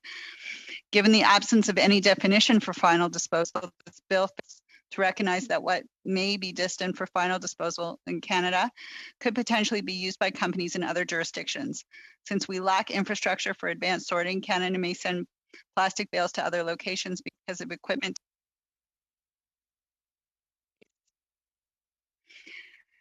If we disrupt the industry this way and we don't think about the impacts, it will, there's a cost all along the way. There's a cost to industry, there's a cost to the end user, there's the cost of B2B, there's the cost to Canadians. And without the careful thought process. Clause 1, we're missing clear definition here on what we're talking about in terms of plastics. So I share the concerns of my colleagues and making sure that we do hear from these individuals and from these companies to make sure that they're making their voices loud and clear here. And I really don't understand why, and many of them are from out west, from BC and Alberta, and I just don't understand why our conservative colleagues don't want to stand up for these businesses, and make sure that they're heard as we move through this discussion. Thank you, Mr. Chair. Thank you, Madam Sachs. Mr. Longfield. I'm just going to read a few excerpts from one other letter that otherwise wouldn't have a voice. And again, this one is from Delta, British Columbia. PET processing. It comes to us from Tony. Point of order, Mr. Chair. Yeah, Ms. Collins. So this is different than what we've had before. Sorry, Mr. Sorry to interrupt, Mr. Longfield. Just point of order. Mr. Longfield, Ms. Collins has a point of order. Just for kind of a point of clarification for me, this is again my first time on committee, so we're going clause by clause and we're voting on the first clause. It just seems like most of the speakers have been either arguing against the amendment that we already defeated earlier or seem to be debating the bill as a whole. And I just wanted to know from you, Mr. Chair, is this in order? I believe it is. It's debate around clause 1. Once we Mr. Longfield's the last speaker. So point of order on just the same topic, Mr. Chair. It seems that every time I've done clause by clause, it starts immediately by going to amendments. Yeah, that will be the next step. Okay, usually we do amendments and then clause and then vote on the clause whether or not it's been changed or not. So I just hope we can get to that. Yeah, I was about to get to the amendment and then we got into some debate. So we just have Mr. Longfield, and then if no one else is added to the list, I can ask for amendments to clause 1. Yeah, PET processing has sent us a letter from their president, Tony Mukachin, Moucachen, their president. I won't read the 3 pages other than his closing, which concludes based on all of the background in his letter, which has a lot of technical issues. Unfortunately, we don't have the letter in front of us because of translation services, and to respect that. And I absolutely respect that. I think we just passed a motion about making sure that we have everything available in both official languages. And what he said in closing was PET believes it's important that the committee understand the following realities and how the passage of the bill will negatively affect the plastics recycling industry. First of all, the intricate north-south business relationships are already well established. Secondly, prohibiting shipments of plastic waste bales across the border because only a small component may not be recyclable would be a crushing blow to the recyclers and their ability to successfully recycle the millions of pounds of plastic that are recycled every year. There's 3 more points. The next one is cross-border shipments are often made to facilities that have the ability and interest to perform additional sorting and additional recycling for specific plastic types. The next one, Canada does not have as robust a manufacturing sector as the US. Therefore, what the bill might designate as being for final disposal, in quotation marks, could actually be something that is usable by the US manufacturers for other purposes. And finally, he says, not all plastic types are recycled in Canada, and there are more recycling facilities available in the US. Therefore, if access to the US is reduced, this will correspondingly reduce access to their recycling infrastructure and hamper Canadian businesses. We therefore submit that enacting the bill will frustrate the proper development of a circular economy and should not be passed. Thank you for allowing us to share your views on the bill. I wanted to give him voice, and the municipalities therefore would have to handle the extra waste. He doesn't mention that directly in his conclusion, but it's stated elsewhere in his letter. So we have before us now the clause by clause on a bill that really we are being screamed at by the industry. And this industry is not for profit. It's a for-profit industry, but they're based on helping the environment through commercial means and through recycling and sorting. And they're saying, you're going in the wrong direction. So now we're in clause by clause. How do we get back on the right direction? At least partly is to get their voice at the table. Thank you, Mr. Chair. Sorry, Mr. Longfield, have you completed your remarks? Or did we just lose you? Yep, no, I said thank you, Mr. Chair. Okay, so got it. Sorry, I was speaking to the clerk. I'm sorry. Okay, so that's the end. That's the end of the speakers list. So I'm asking now if there are any amendments to clause 1 that someone would like to move. Are there any amendments to clause 1? Mr. Chair? Yeah. Wait a minute. Okay. Yes, Ms. Collins. Yes. So just in terms of the amendments that we had submitted in advance, I submitted a motion. Mr. Chair, if I may, this is a legislative clerk speaking. Yes, go ahead. I just want to make sure before we start on NDP 1, I just want to know if CPC 1. Yeah, that's what I'm wondering. Yeah, because it's before NDP 1. Yeah. Just want to make sure this, just to avoid confusion. Is somebody proposing CPC 1? Mr. Chair? Yeah. In testimony, we decided that we heard that there was adequate, just from the Basel Convention, has a very clear Section B encompass so that operations which may lead to resource recovery, recycling, reclamation, direct use, or alternative uses. That's clearly laid out. While there were some industry concerns about there not being a direct definition in the bill, be rest assured that there is a reference to in SEPA to the convention itself, and it actually says that operations which may lead to resource recovery, recycling, reclamation, direct reuse, or alternative uses are clearly allowed, and this should at least put some minds at ease that there is a very clear process for it, as there are over 170 different signatories to the Basel Convention, that this happens every day in certain jurisdictions. So we will not be putting forward CPC amendment at this time. Okay, so we'll go to, is there, Ms. Collins, are you moving NDP motion amendment number 1? Do I understand correctly? I am. Okay, would you like to speak to that? Yeah.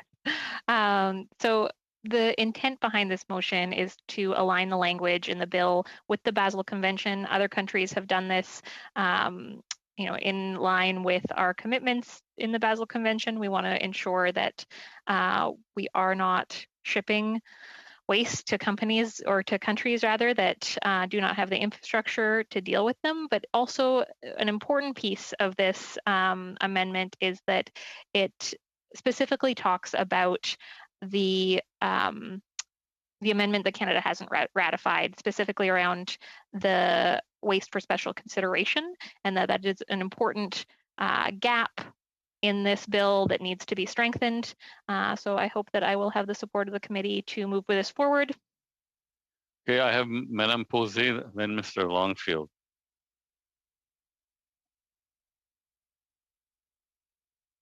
Oui, c'est.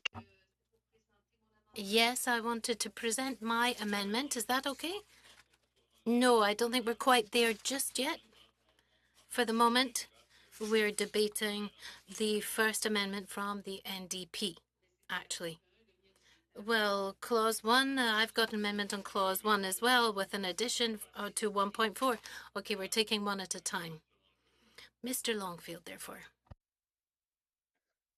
I think this amendment really significantly changes the Bill C-204 from its current form. And I wonder whether the clerk could comment on whether this amendment is admissible given the wide range of changes that it provides. The legislative clerk speak to that. Yes, thank you, Mr. Chair. The way we see it is that the Bill C-204 is prohibiting the export of certain types of plastic waste to foreign countries for final disposal, and NDP1 also seeks to prohibit the exportation of plastic waste. So that's why we believe it's receivable. Okay. Okay, so we'll go, Mr. Longfield, does that answer your question? Okay. I can see, the reasoning about that, but in terms of what this amendment is going to do is it's prohibiting something that already applies to the exports for final disposal. The recycling isn't defined in the bill or the Act regulations, and so that's going to create some uncertainty. And if adopted, this term could be clarified in regulations that are already made under paragraph 191A of CEPA. So again, this is one of those things where we're already doing it, and this isn't adding anything other than possibly introducing some confusion to what we've already agreed to internationally. Okay, Mr. Biddle. Thank you so much, Mr. Chair. Ms. Collins' amendment appears to be based on the jurisdictions that are exempt from the application of the Basel Ban Amendment, under the Basel Convention. My understanding is that government officials, spoke to the reason why Canada did not ratify the Ban Amendment. And I was wondering if I could ask the officials present if they could clarify whether this amendment would be necessary to control plastic waste exports, or if Canada's existing regulations already control this waste. Officials? I don't know who wants to go on this. Thank you, Mr. Chair. So this amendment is not necessary to provide for the authorities, as they do already exist, and they are controlled through our regulatory regime that we have in place. Thank you. Mr. Biddle, does that answer your question? It does, and if I still have the floor and can have a follow-up, I was wondering if I could have a clarification on a separate point from officials, whether limiting the scope of a proposed prohibition to non-OECD countries would be inconsistent with Canada's international trade obligations. Would that be Mr. Tarasovsky, perhaps? Yes, it would. You're on mute, Mr. Tarasovsky. Yes, thank you. I'm afraid I can't provide a legal opinion on that. Okay. Ms. Sachs. Thank you, Mr. Chair. So I want to I'm looking with respect to the second part of Ms. Collins' motion, and I'd like to point out that Bill CO204, as it's currently drafted, proposes a ban to export plastic to plastic to foreign countries for final disposal. And the second part of the amendment, as we're looking at it, appears to deal with plastic waste exports destined for recycling, which is beyond the scope of the bill, as I understand it, before us at the moment. And I'm not really clear on why we would propose to exempt something that is not already captured under this bill. Okay. Ms. Collins? You're on mute. Thank you, Mr. Chair. Maybe first to respond to Mr. Biddle's question and also what we heard from the officials. Unfortunately, despite that reassurance, we have seen waste showing up since the current legislative structure that we have in place. We have seen waste in countries that do not have the infrastructure to deal with it. There are a number of reports since Canada has changed their regulations and their rules, which means there is still a gap happening. This is very well documented. We also have, we had testimony and briefs from from environmental stakeholders, as well as we referenced a report from the Environmental Law Association demonstrating that there are still gaps in our current legislation. So our current legislation is not adequate to actually continue to, or to stop the export of this kind of waste. I think it's really important also to note that from kind of two different Liberal committee members so far, we've heard on the one hand, this is somehow redundant and that we do not need it whatsoever. And on the other hand, it somehow goes far beyond the scope of the bill and is going to be way too far reaching. And I think you have to choose one or the other. And yeah, I just would say kind of in closing that I think it's really important that we're not only addressing the issue of waste for final disposal, we're also addressing the issue of unsorted plastic waste that is ending up in countries and having serious health impacts for people around the world. That Canada needs to stop doing this. And we also need to make sure that we have strong legislation to avoid what we've heard again and again, which is that currently there's a loophole that allows Canada to send waste to the US, which could then be sent to other countries that don't have the infrastructure to deal with it, and that there isn't a firm way to stop that. This amendment attempts to strengthen this bill, and I hope that we can get committee support to do so. Thank you, Ms. Collins. Mr. Saini. Thank you, Chair. Just a comment. One of the things that the bill's sponsor was very frank about was that he had limited time to draft this bill because he was one of the first MPs to draw on the lottery, the PMB lottery. So as members of this committee, I think we need to be careful about advancing amendments that would create more uncertainty with a bill that has already been subjected to limited consultation. And in terms of Mrs. Collins, I think the officials were Basel amendments, and with all the other transboundary agreements that we have worldwide, I don't think this amendment is necessary, and maybe the government officials can comment that, but I just heard them say that there is no loophole and there's no way that anything is going to change with this amendment. So I don't see the necessity of it. Thank you. Okay, we have Mr. Albus and Madame Posey. Thank you, Mr. Chair. And I just simply would remind Mr. Saini that Mr. Davidson feels very strongly about the issue about protecting our oceans and our water. His work in Simcoe to restore some of the beauty of it, and also to conserve it as a lake is very important to him. And I would just say, just because a member comes up first does not mean that the work was rushed to the point that it did not meet the need. So I think it's a bit of a unfortunate piece of rhetoric that's being used here to say that somehow because his number came up early, that somehow that the work wasn't done well. So we are going to just simply not support this particular amendment. But we do feel that the legislation was drafted correctly and meets the intent of what conservatives want to see, which is to make a real difference in protecting our oceans from plastics. Merci, Monsieur Albas. Madame Posey.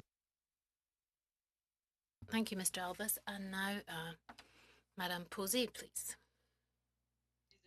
Sorry about that. I was just looking for my button on the screen, just to say that the Bloc Québécois is going to vote in favour of this amendment because it does oblige us to take action, and that's what we were regretting. For example, the Canadian Council on Environment Ministers on the 23rd of July, quite recently, therefore, didn't even talk about the Basel Convention. So we really wondered whether the government decided to quickly accept the Basel amendments as a sort of knee-jerk reaction. So we want to ensure that the Basel Convention is put back on the agenda to oblige the government to take action. And those are the reasons why we're going to vote in favour of this amendment. Madame Collins. Thank you, Mr. Chair. I think it's just important to note that this amendment is put forward, and the exceptions are because we're adding the language around special consideration, that this is not in the bill. Canada has not ratified amendments around special consideration, that this is a huge gap and that we need that. We need to ensure that we are not shipping waste that falls under what the Basel Convention talks about in terms of special consideration, that is mixed waste that ends up harming people around the world. And just maybe to respond to Mr. Saini's points around certainty, this language is actually taken directly from the Basel Convention, and it's not creating more uncertainty. It's actually creating certainty because we're aligning with international agreements around shipping and attempting to stop shipping this kind of waste to other countries. Mr. Longfield. Yes, thank you. I think one of my difficulties I've had with this is we've had testimony that's clearly saying that the legislation we have, that we introduced in December, by the way, this isn't something we've been sitting on for years. We've worked with our international partners on the Basel Convention. We actually led a lot of those discussions. Then we worked with the new administration in the United States so that we have a regime in place to make sure that, first of all, we protect the recycling industry and do no harm there. And second of all, that we reduce the amount of plastics going into landfill, which I think all of us would like to see. The point is, this legislation doesn't achieve that. With a two-line private members bill up against all of the documents we have that we've negotiated internationally that protect the environment, protect plastics getting into landfill, into our oceans and streams. The industry itself is eager to continue to do this. And now the industry is saying what you're doing is going to do a lot of harm to our industry and actually go in the opposite direction to achieving the results around reducing the amount of plastics that are ending up in a linear economy going from consumption to landfill. We need a circular economy. This legislation will not get us there. So we're not saying, let's stop, let's do the status quo. Status quo has already changed. We've negotiated that internationally. We have partners through the Basel Convention. We have partners now with the United States. We are on track to reducing plastics getting into our rivers and streams and our landfills. And this actually puts an anchor around our ankles. So, you know, the good intention is there, but the legislation doesn't back up a good intention. The details aren't there even for definition of what final use is. We have no definitions to work with. Industry needs certainty, and this doesn't give certainty. It actually gives the opposite. It opens it up to a free-for-all. Okay, before I go to Mr. Saini, I just want to mention that it's 5:30. We can continue if that's what the committee wishes. If the committee doesn't wish that, yes, then you wish to continue. Yes. Okay. Well, we'll keep going until we get a motion to adjourn. Mr. Saini. Yeah, I just want to clarify my remarks, especially to Mr. Albos. In no way was I suggesting that Mr. Davidson was not passionate about the environment. I never suggested that. I'm just recalling part of his testimony when he was in front of the committee. But now that we're talking about the Second Amendment, I just want to know in terms of, I mean, I heard the officials earlier, if they could reiterate it and kind of give a wider sort of understanding of why this amendment would not be necessary. The officials like to comment? Yeah, Mr. Chair, I'm going to turn to Nathalie Perron. Merci beaucoup. So in these amendments, there are a new terminology that is not clear, but from what we understand is that for waste that are clean, exempt from contamination and single resin, which are actually now excluded from the Basel Convention, would now be covered under existing regulation and would require prior informed consent, including with the U.S. So that that's our understanding of how this amendment would work. Okay, does that answer your question, Mr. Saini? Yeah, okay, we'll go to Ms. Sachs. Thank you, Mr. Chair. I'd just like to circle back with Ms. Collins about the second part of the amendment. You know, we heard clearly from the Basel Action Network that Bill CO204 would not address the much larger issue of plastic waste destined for recycling. The executive director, James Peckett, testified to this committee that, quote, Bill C-204 aims to halt exports for final disposal, but all this waste now moving to developing countries is not moving for the stated purpose of final disposal. It is all moving for recycling. So neither Bill C-204 nor this amendment would address that much bigger problem. Like how, I'm really not clear on that. So this is a question for the officials, or? My apologies. Sorry. First to the officials, and then I'd also like to hear from Ms. Collins. Okay. I'm going to call on Laura Farquharson to answer that question. I'm sorry, but it cut out halfway through, so I didn't hear what the question was. Could you repeat the question, Ms. Sachs? Certainly. So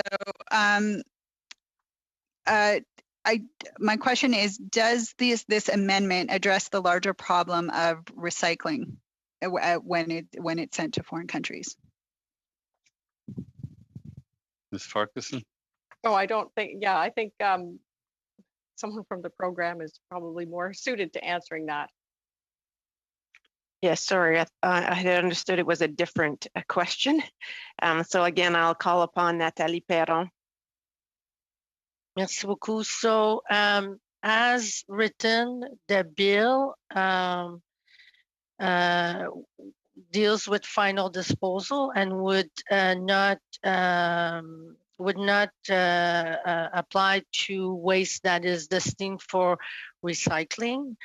So I'll let you conclude what how that could help with what was raised in the context of the NGO's comment. But as we understand it, right now this bill is dealing with final disposal only. Ms. Collins? Just in response to Ms. Sachs' question and comments, so for the portion, the latter portion of this amendment, it's really important to know that Canada has ratified specific amendments, and they have not ratified a very crucial amendment around waste for special consideration. What we heard from the testimony from, I'm sorry, I'm forgetting Mr. Pickett. Is that correct? Our witness from the organization focused on the Basel Convention was that this amendment would actually fill in an important gap in the current legislation, that he was hoping to see us align our language with the Basel Convention, with the parts of the Basel Convention that we haven't yet ratified. And just in response to what we've heard from officials, yes, absolutely, we have since 2016, we've changed our regulations to require permits whenever plastic garbage is exported to countries that it sees as hazardous waste. But that we actually, since 2016, have been seeing in 2019, there were reports from Malaysia and Cambodia. They reported finding containers of Canadian plastic garbage in their ports. And so clearly the 2016 changes have not addressed the issues. The amendments that came in most recently in December are amendments that don't actually cover the hazardous waste and the waste for special consideration in particular, which is why I've put forward this amendment. Okay, seeing no other speakers, we can go to a vote on this amendment. Madam Clerk, could you count the vote? Certainly, the vote is on Ms. Collins' motion. Mr. Baker? Opposed. Mr. Longfield, Opposed. Mr. Saini, Opposed. Ms. Sachs, Opposed? Mr. Biddle, Opposed. Mr. Albus, Opposed. Mr. Dinneru, Against? Ms. McLeod, Opposed? Mr. Redekop, Against. Madame Posé, Pour? Ms. Collins, In favor. 2 yeas and 9 against. Okay, so it does not carry. Are there any other amendments that someone would like to move? So CPC 2, no one's moving that. No one's moving CPC 3. So we go to block 1. Madame Posé, vous êtes en sourdine. You're on mute, Madame Posé? Yes. We brought up this amendment. So, of course, you're not surprised that we think about jurisdiction. And I think this would reassure the industry.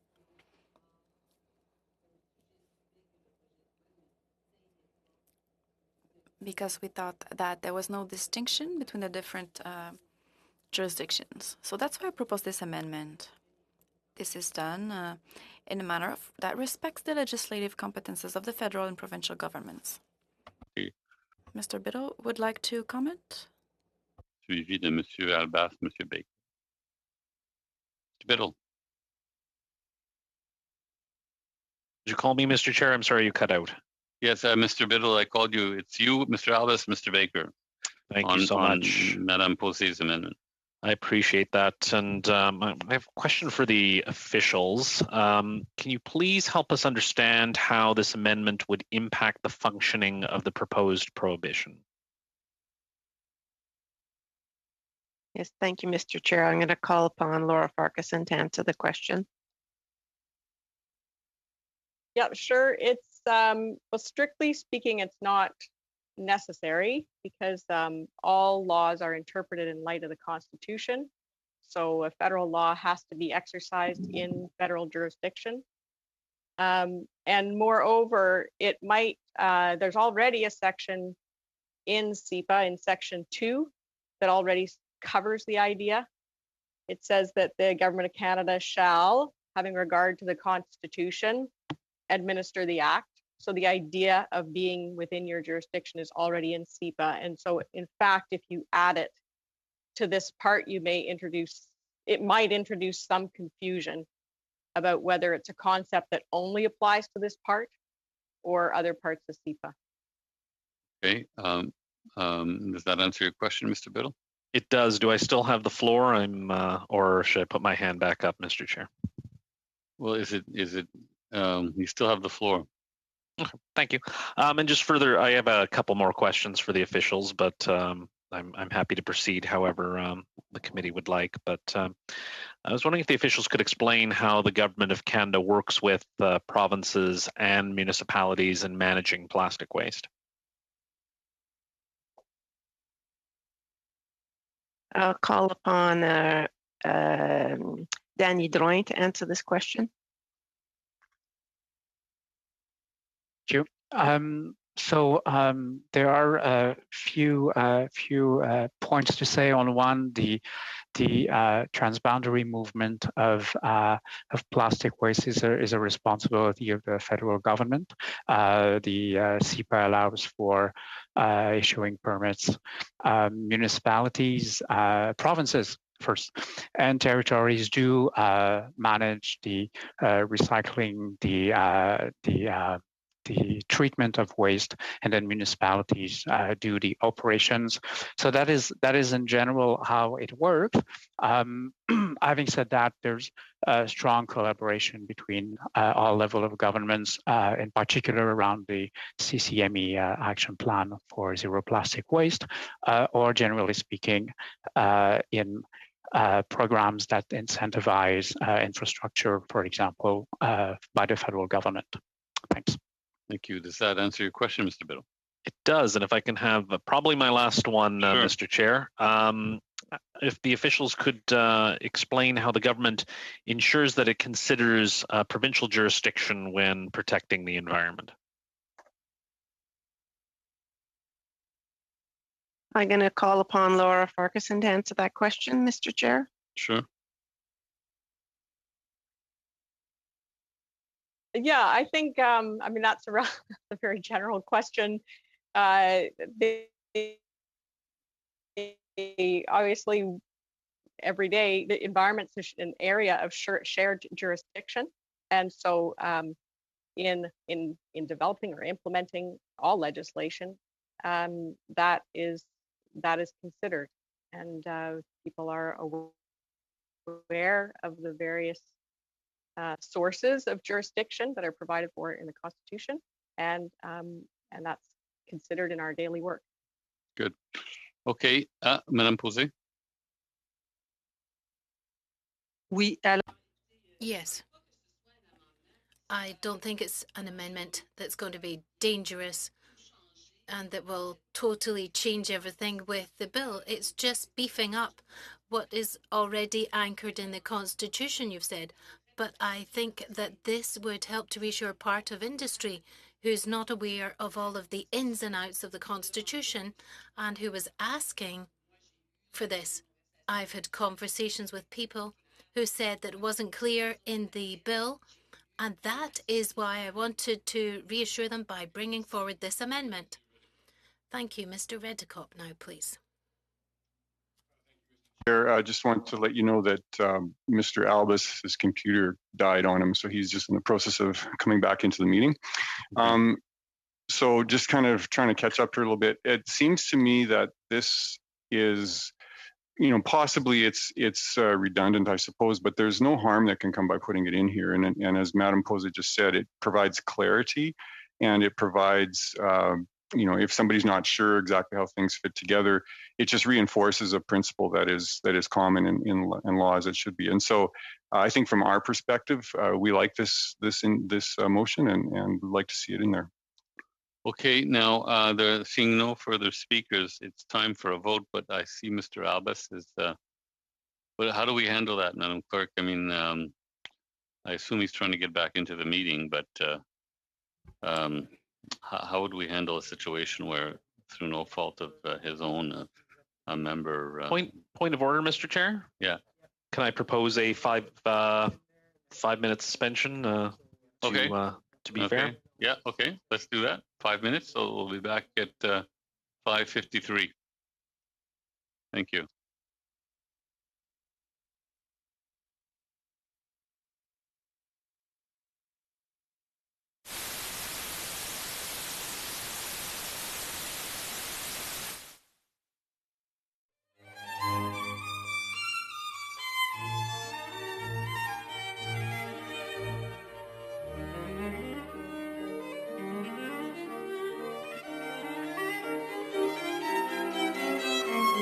Thank you.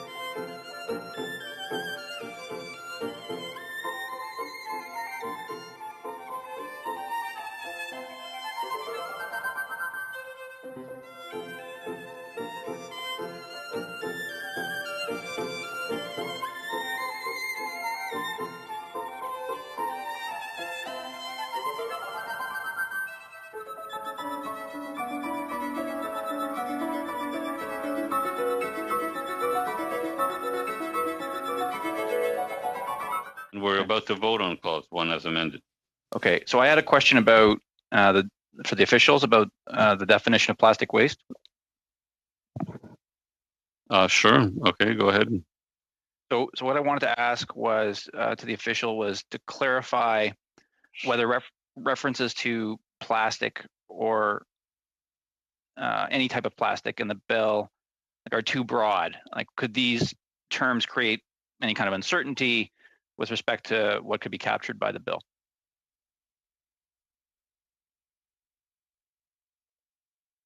I don't know who would like to answer that. Thank you, Mr. Chair. I'm going to turn to Danny Drouin. Thank you for the question. What I can say is that SIPA does not define plastic or plastic waste. The regulations we have in place would consider a waste hazardous or non-hazardous based on the fact if, for example, it's hazardous under Canadian regulations, or if the receiving country is prohibiting or wants or just doesn't want to receive the waste. So that would be captured under the regulation like this. Okay. Okay. So shall clause 1 carry as amended? Yes. Okay. So is it on division or just it carries? Let's call it a recorded vote. Yeah, recorded vote. Okay. Could you count the votes, please, Madam Chair? Certainly. Shall clause 1 carry? Mr. Baker. Opposed. Oui. Je m'excuse. Sorry, says Madame Posey.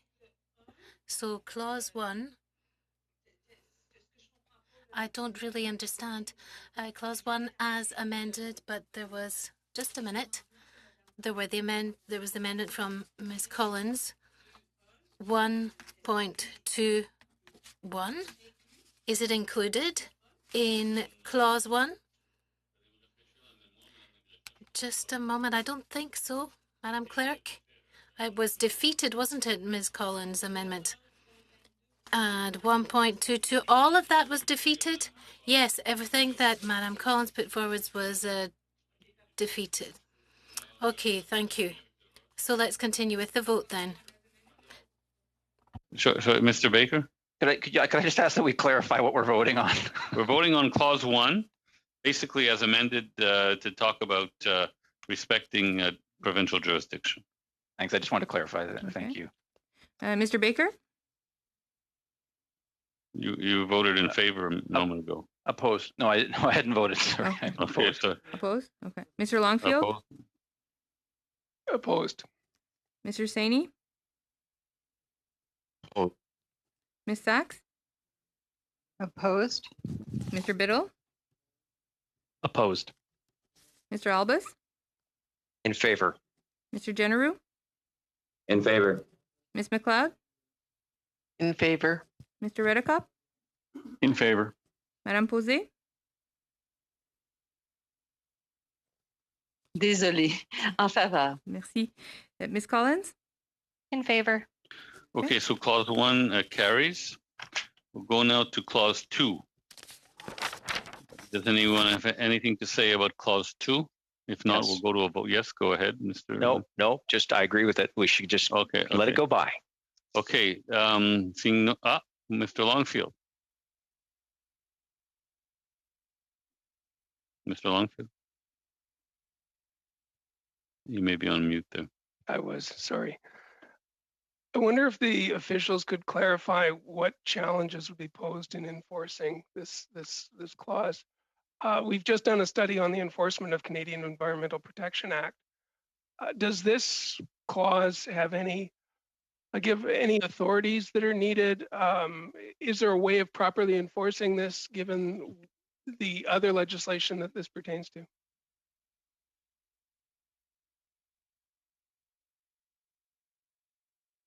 Thank you, Mr. Chair. I'm going to turn to Laura Farquharson to answer the question. Sure. So I think the issue is that while this bill clearly identifies that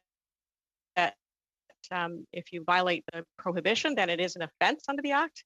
But in the infant provisions in SEPA, there's and for those inspection powers, it gives authority to inspectors to enter a place where they suspect a substance is found, let's say, like just as an example. And then substance is defined as waste and hazardous waste, not plastic waste. So you have a situation here where you have the authority to, you've created an offense, but you may not have the authority you need to inspect and the other powers you might need to actually follow through with the enforcement. I could have a, if I could have a follow-up. So when we have a schedule that gets down to molecular level of what types of plastics are in there, if we have mixed shipments, do we have the means to enforce, let's say, one type of plastic that might be on a schedule that's being proposed in this legislation? How would we actually physically enforce the legislation?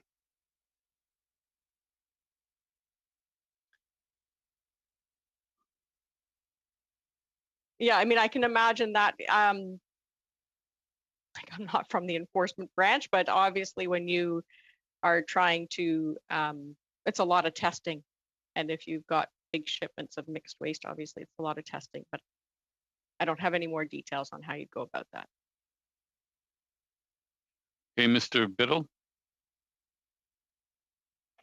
Thank you so much. We may be interrupted by a toddler, so I do apologize for that. The door is opened, but it I guess this is just concerning coming into this. And again, it's at the I didn't hear the evidence, and I've gone back through and looked over some material, but I appreciate the author's commitment to the environment, and I know he's spoken passionately about it. He was on transport committee. It's an issue that's these are issues that are near and dear to him. But this seems to be a proposal written on the back of a napkin that we are now putting forward to Parliament that could have significant, far-reaching consequences, cause chaos in the industry, but then have no mechanism in which to properly enforce it.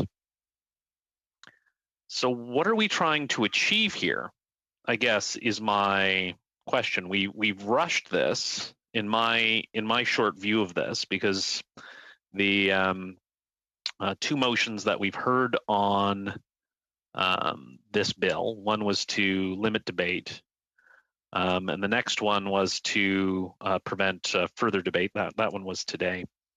And now we're hearing that there may not be an ability to enforce these confusing mechanisms that are being put into place. Why are we doing this? This is problematic. If it doesn't help, it can't be enforced. What are we? Why are we even going through this exercise to just cause chaos in the industry? And again, I get conservative politicians had a bad week last week on climate change with the Supreme Court decision, with doubling down on failed rhetoric and want to achieve that win. But what's the win going to look like? And again, I appreciate the passion, and I appreciate that everyone wants to see better management of plastic waste, and I don't think that's an issue that's disputed. We all want to see that, but why are we doing it in such a way that it can't be enforced or will be challenged just based on that one answer? If it can't be inspected, it can't be enforced. If the inspection powers aren't tied to it, are charges going to be thrown out? And I guess I've already asked one legal question, was told I couldn't get a legal opinion, so I won't ask another one. But this is fundamentally flawed. But yet we push on, and yet we want to see this through, regardless of the outcome, regardless of the industry pleading to put a pause on this, to try to make it so that there's some sense in this.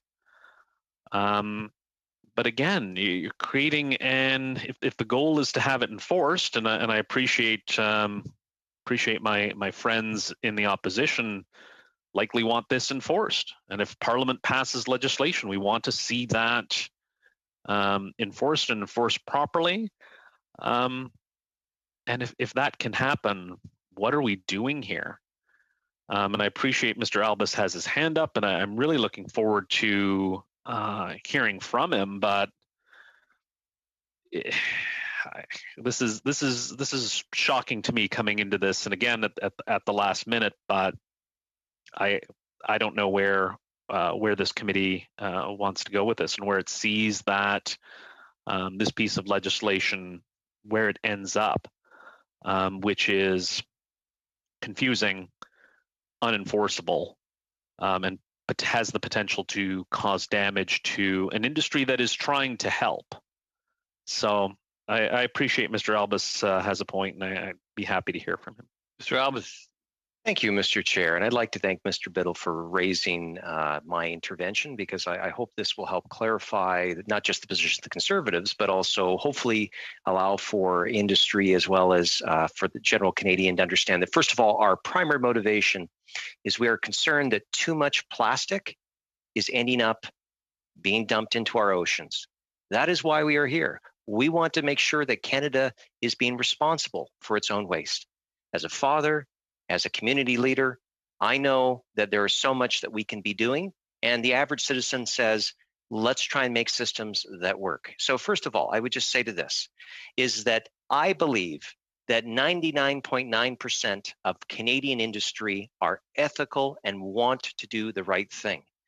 But as long as we have laws that allow for them to utilize other means, they will be at a competitive disadvantage. So the great thing about Scott's bill here, C-204, is that it puts up that clear. It says we are no longer going to be allowing this to happen unless it follows under the Basel Convention under 4B, Annex 4B. So people that want to still recycle clean sorted plastics can do so, and to have that trade. That's not a problem. But what has been cited here is a small ability from the enforcement inspection. So if we believe, and I hope Mr. Biddle agrees, that 99.9% of Canadian industry are good, outstanding citizens and want to do good things for our planet and for our country, they are going to comply. And I also will point out to him that as he sits on the ENVI committee with ourselves, we will have an opportunity to review the CEPA Act at some point so we can fine-tune those things. But if he's really, really concerned about the enforcement mechanism, why on earth isn't he taking his position as a parliamentary secretary to the Minister of Environment, going to Jonathan Wilkinson, looking in the eye and saying, why, Minister, have we signed an agreement with President Trump that essentially that where the Americans have not given themselves the power to enforce and just to stop items to go out? Because we had officials say in the hearings we had that right now we have traceability, and I raised the point: how can the Americans have an equivalent system that Canada recognizes that's equivalent to Basel if they don't have a mechanism to even charge people if they decide to send our plastic waste to another country to be dumped illegally, perhaps, or even legally, because some countries don't have that. So if the member is truly committed to enforcement, then he will work with Conservative members when that part of the CEPA comes up. He will then also go to his minister and protest the fact that Canada has signed up with a country that doesn't have a legal mechanism to be able to enforce the same standard of Canadian law. And I would just simply say to the member, he can be part of the solution. He can join with Conservatives right now. We can pass this legislation, and we can all go home tonight, or for those that are at home, such as himself, and go to the other room and say to his family members, we did something good for Canada today. Okay, so before we go to Mr. Biddle, I'll just mention that we can't go beyond 7 p.m. for technical reasons. But Mr. Biddle? The very interesting point that Mr. Albus brings up, that agreeing that this is flawed legislation, we'll fix it later, whenever we get to that, because legislation is moving very quickly through Parliament, and so I'm sure it will rapidly get to things. And I probably shouldn't be sarcastic in a transcript situation, because that I always warn my clients against that, because that can be read back into the record as the opposite. Sarcasm doesn't read well, but seriously, I appreciate Mr. Albus suggesting and telling me my new job, and I do appreciate any suggestions that do come up, as it's only been a few days on the job. But as a lawyer, this really boggles the mind that, yes, I agree, 99% of businesses, 99% of Canadians are going to follow the law. They want to do what's right. But imagine creating a criminal code offense, and I know I'm speaking of an analogy, and I'll wait for Mr. Albus's point of order to come up, because we can only speak about the environment in Environment Committee, and I'm sure he may be concerned that I'm venturing off on a point of relevancy. But imagine creating a criminal code offense that the police couldn't investigate, or there would be challenges in investigating that offense. And that's not doable. And maybe that 99% becomes 98, becomes 97, becomes 96, because there's not going to be a concern. I sit not too far from the Queen Elizabeth Way, and familiar if he's been down to Southern Ontario. And the speed limit's 100 kilometers an hour, some places 110 kilometers an hour. If we knew the OPP, that's the Ontario Provincial Police, if we knew the OPP was never going to set up a speed trap on the QEW, I can imagine that the rate of speed may increase, despite the good wishes of Southern Ontarians to be safe. That may not be the case. You might not get 99% compliance on a regulatory offense or a regulatory conviction. Again, if there is this desire to have to better ourselves and to better the disposal of plastic waste, which again I believe is there, why are we doing this if it can't be enforced? Why are we doing this if this is the challenge? At the end of the day, we're getting to a point, it's like, hey, we passed legislation, but we'll fix it later. We'll fix it later. We just need a conservative piece of legislation that shows that maybe we care about the environment and that we care about climate change, even though this may or may not be related to that, despite our previous positions going back. We need that win. And despite the fact that win is a mess, that will cause significant issues, potentially, which will, if it gets to a court, for problems that do exist, for problems that exist with respect to investigation, which don't follow the proper course of action. I guess I go back to Mr. Saini's point that perhaps this was rushed. And I get it. I've seen colleagues in the previous parliament who were up early and had to get something out the door fast, and it may not been as great as they would have hoped. But this bill, if we're all acknowledging that it's bad and we'll fix it later, why don't we just acknowledge that there are problems with it? And like we've gone past the point. We tried to hit pause on this. We tried to hit pause on this because industry in British Columbia and Alberta and Ontario, industry that is trying to make this planet a better place. And Mr. Longfield's right, it's for-profit companies, but it's for-profit companies trying to do the right thing, trying to be green, trying to be part of the recycling, trying to make things better, because that's what Canadians want. When we put that blue bin out, we want to see that, we want to know that it's being done properly. We don't want to see waste exported. We don't. And we're all in agreement on that. My former member of provincial parliament, and I know Mr. Baker's former colleague in the legislature, a gentleman by the name of Jim Bradley, and I want to get his name in the record, who was a member of provincial parliament in St. Catharines for 41 years, was the Minister of the Environment in the 1980s that brought in the Blue Box program in Ontario. And so this is something as a mentor to me, something that I'm excited about, something that I know St. Catharines is excited about and Canadians are excited about and want to be part of that and want to do more.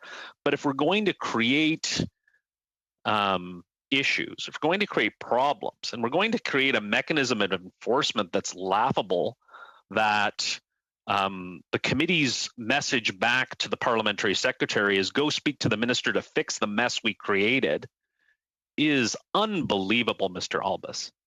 Like that argument is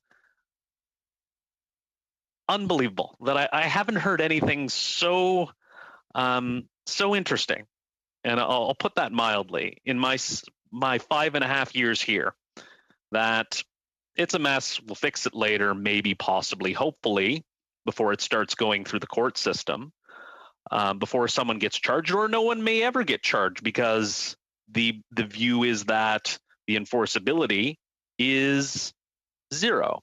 And we'll count on the good graces of Canadians, because 99% of them will do the right thing. And it's weird, I don't hear that when we discuss issues of criminal justice reform, that, oh, if Canadians are good, they'll do the right thing. We've necessary, and we won't tie back our amendments to the criminal code into sections that will deal with the level of enforcement. And it really just seems to me in this interaction how concerning this piece of legislation is. Or maybe it's just an acknowledgement that it won't do anything, but we'll get a win, quote unquote, a win. And we can try to convince Canadians that we're tough on the environment. Don't listen to our party members and what they have to say. We're tough on the environment. We're going to get things done. We have a plan. Maybe we've been hearing about this plan now for a few years going back, but creating a law with, and I appreciate there's a desire for enforcement, but there wasn't a desire to look into how that works. And I don't know, Mr. Saini's point about perhaps it was being rushed isn't an insult against the author of the bill, but that's what it seems, that we, again, and I've used this analogy before, that we have a piece of legislation, good intention, well-intentioned, I should say, my apologies, well-intentioned legislation written on the back of a napkin, and an acknowledgement by the opposition that it has serious issues, and no desire to fix those issues, no desire to hit pause, just a desire to push ahead. And I get government's opposed, let's stick it to them, but why are we sticking it to the government if that means potentially people are going to lose their jobs? It creates uncertainty. It might create unnecessary litigation in our court system and lead to tie-ups there, if it even makes regardless. I would appreciate, and maybe you can come down one day and I'll take him for a ride on the QEW, the analogy I gave. And I didn't reach this part of my point. Despite the view of Canadians, I think the average speed, and my colleagues from Ontario can chime in, seems to be well in excess of 120 kilometers an hour. And so again, in the absence of enforcement on a regulatory offense, you get some creep in there. That again, Canadians want to be safe on the QEW. They want to do the right thing. But at the end of the day, why are we doing this? And so this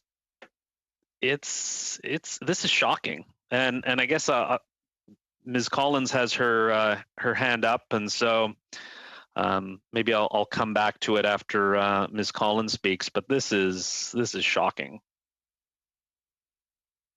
Okay, Ms. Collins.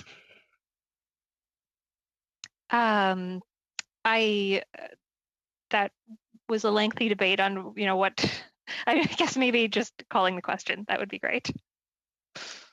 Okay, we can do that since there's no one else on the speaking order. Shall clause 2 carry? Yes.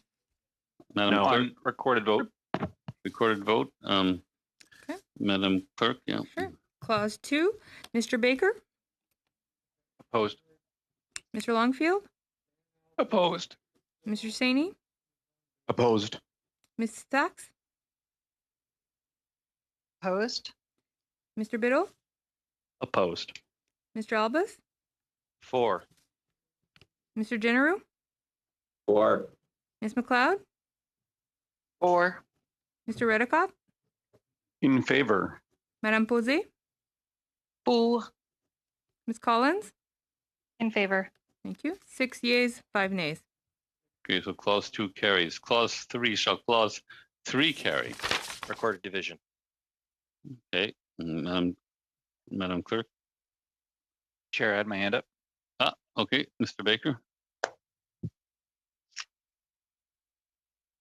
You're on mute.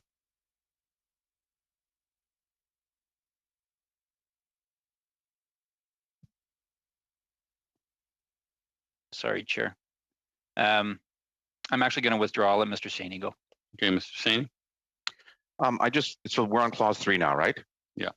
So I just wanted to make a comment on the schedule. Schedule 7 in the bill is named the list of plastic waste, but we've heard from a lot of witnesses that there are entries on the list that are not typically considered plastics. There's certain chemicals that may be used for other reasons, but have been captured on that list. And somebody who raised that point was Bob Masters, the Chemistry Industry Association of Canada, who pointed out that the list contains ethylene, which is a feedstock, not a plastic waste. In fact, it is a gas at room temperature. So we can see that there's issues with some of the listing. Also on the list are styrene, acrylonitrile, and butadiene, which are not typically considered plastic. So I think the list was not carefully drafted and could pose a serious problem for administration. And going back to the question of the enforcement of the bill, because obviously, I mean, if chemicals are being used for different purposes but get captured incorrectly on that list, it would pose a huge problem for industry, because they'd have to use a chemical for one thing and then have to not use the chemical for something else. So, I mean, looking at the Chemistry Industries Association's input, I think it's very important that be recognized, that you're dealing with chemicals that are extremely important in the production of certain things, and we have to be careful. And that Schedule 7 does not reflect the sort of in-depth review that we should be taking to make sure that we don't inadvertently put a chemical on the list that shouldn't be there. Thank you, Chair. Ms. Collins. Mr. Chair, I just wanted to move the amendment that I had sent on this section on the schedule. Okay. So yeah, we're on the schedule. Well, okay. So no, wait a second here. We're still debating clause 3, Chair. We're still debating clause 3. Yeah. I'm sorry, because then maybe in response to Mr. Saini's comments, which were really about that list, it's pretty clearly outlined that the minister can add or remove items from this list. And I thought it was important, we'll talk about my amendment shortly, but to add something that was missing that is in the Basel Convention. PVC is one of the most toxic types of plastic. I think it's important that we as a committee put that on there, but anything that needs to be taken out can be taken out by the minister. And if the Liberal members on this committee had concerns about specific items in this, they had the opportunity to move amendments. Okay, Mr. Biddle. Sorry, I'll figure out this mute button sooner or later. I guess on the last point Ms. Collin raises, it's again a weird argument from the opposition, which is it's a bad bill, but you guys can make it better. And we've heard in enforceability, we've now heard with respect to this, and the concerns that keep getting raised grow.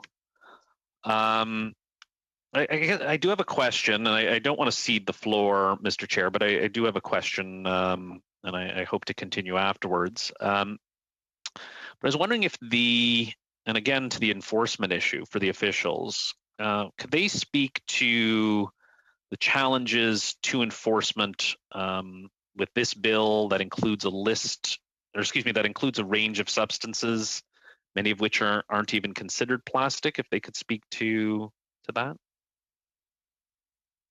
Who's going? Yes. Thank you, Mr. Chair. So in terms of the current schedule that's before us, it doesn't include the term plastic waste, and so it can present some confusion. In addition, it does contain a number of items that aren't normally considered plastics, as we've previously heard. In addition, we have current requirements within our regulations that contain restrictions on a number of these items. And so we would have issues with respect to those regulations and then what might be put forward in the bill, and we would need to make corrections in order to be able to reconcile that. Et puis quand on pense aux particularités des objets en particulier.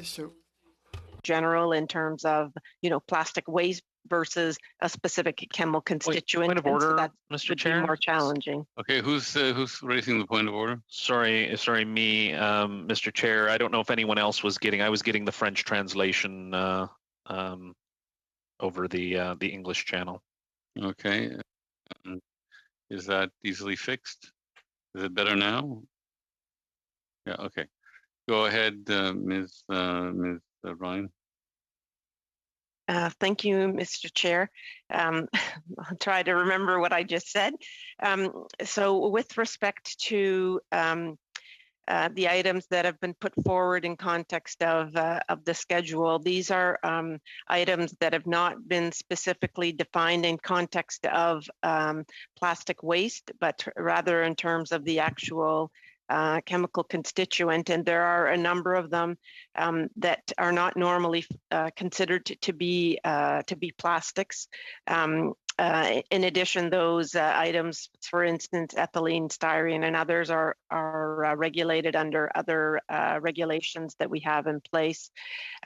With respect to the issue of being able to, with respect to how you enforce it, you are now looking at something that's very specific and precise, as opposed to a broader term such as plastic waste. So you need to then be focusing with respect to those chemical constituents in terms of how you look to enforce the requirements. Okay. Oh, sorry, Mr. Chair. Can we go to Mr. Longfield, or does that answer your question? It answers my question, and I guess I'll continue, though, my point with respect to enforceability. And again, the more we hear about this, I don't see how, if someone is charged, this won't be a massive fight to unnecessarily clog up the court system, because we already know it's flawed. And I appreciate the opposition saying, oh, you can just fix it later. That's what the point of this is. And we're now so far down this road. No one, I guess, I apologize if it was a rhetorical question. I genuinely am looking for an answer for what are we doing? If the opposition is so keen on passing a flawed piece of legislation that it is known cannot be enforced or won't be enforced because of the legal complexities, and the hope that from Mr. Albus that everyone will be good, they promise, probably, maybe. But from the industry, we hear this is going to lead to uncertainty. So uncertainty in terms of the regulation, uncertainty in terms of enforcement. What's the part of this bill that we're hoping to achieve here? If it's uncertain as to its goals, if it's uncertain as to its enforcement, what's the goal? Why are we rushing this unnecessarily? And I appreciate Ms. Collins saying, well, you could have proposed amendments. Well, we look at this and see it as a flawed piece of legislation. I don't know if I appreciate Mr. Albus's point of just fix it months down the road when we deal with this. And you, Mr. Biddle, you march down to speak to Jonathan Wilkinson and say, fix the mess that this committee's created.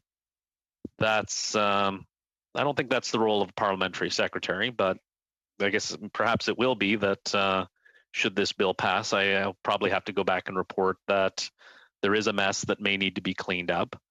But again, with legislation at a standstill in the House of Commons, that's not done. And no one's answered the enforceability question, and I'd be happy to hear from Mr. Albus or Ms. Collins to. I hope there's a better answer for the government can bring amendments months down the road once we've let the horse out of the barn. I'm sorry if that's an agriculture reference, Mr. Albus, in a environment committee meeting. But this is fundamental. There's people's jobs on the line here. And I know that's an argument I've heard from Mr. Albus in the House of Commons before on different pieces of legislation, impassioned about that. And it seems to be absent here. And again, to get that political win for reasons, I guess, is truly bizarre where we're at this moment. And I'm disappointed I wasn't able to participate in earlier debate on this bill, but I'm really disappointed that we were not given the opportunity to hit pause on this, knowing what this committee heard, knowing what we've heard from officials. And again, everyone wants to do better on plastics, including, I'm sure, the industry. But to subject them to this, to subject the court system to this, to create that level of uncertainty, who is this fair to? It's not going to lead to an improvement. I'm sure it's a win for the householder. And that's great. But when the rubber meets the road, sure, we can tell our constituents that we had this political win, but it's not a win for the environment. It's not a win for the justice system. It's just a bill. It's just a piece of paper. And what's the point? And it's a potentially dangerous piece of paper if it's going to cost jobs at the expense of not being enforceable. My mind is blown here at this committee, and I appreciate everyone's genuineness of wanting to improve things, but at what cost? And what's the cost of the harm that this bill may potentially bring? And I don't think that question has been answered by anyone. And again, it's hurry up and pass it. Minister Wilkinson, please fix it later. We won't let you pass it through the House of Commons, but we want you to fix it later. And we'll blame you for not fixing it. We'll blame you for not enforcing it properly, even though officials have raised red flags about it. So I look forward to the questions and question period should this bill pass down the road. Not getting into our time machine here, but The ghost of question period future may be here to say that why isn't the government enforcing this legislation passed by Parliament that doesn't allow for enforcement? I'm looking forward to that one. That one's going to be glorious when it comes. I see Mr. Albus nodding. I look forward to him leading that question in question period. But these issues have been raised. It worries me that there isn't a concern from the opposition on it. And again, if it's confusing, if it's unenforceable, what have we accomplished? And again, I hope your householders are great, and this fits well onto the front page in terms of what everyone wants to see, because the harm may be real.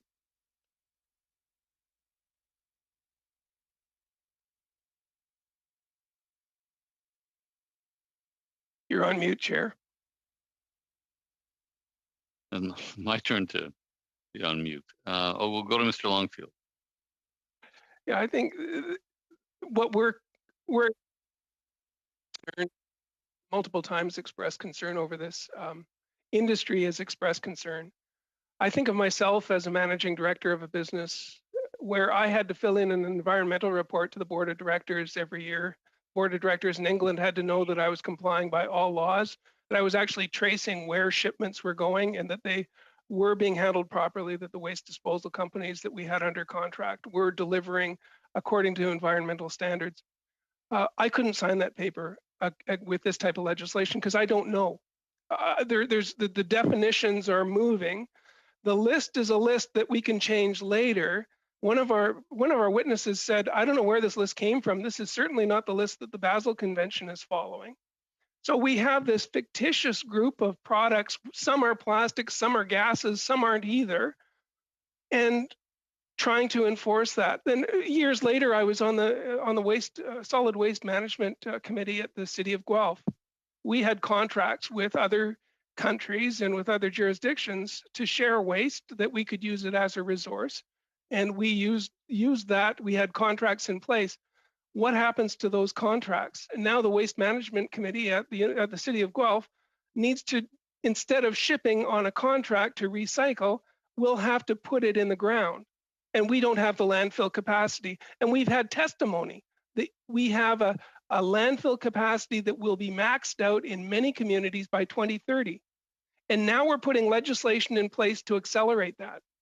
So the clip of, oh, the Liberals don't care about waste and don't care about plastics, we deeply care. And we need to have legislation that is enforceable, that meets the recycling objectives that the world has.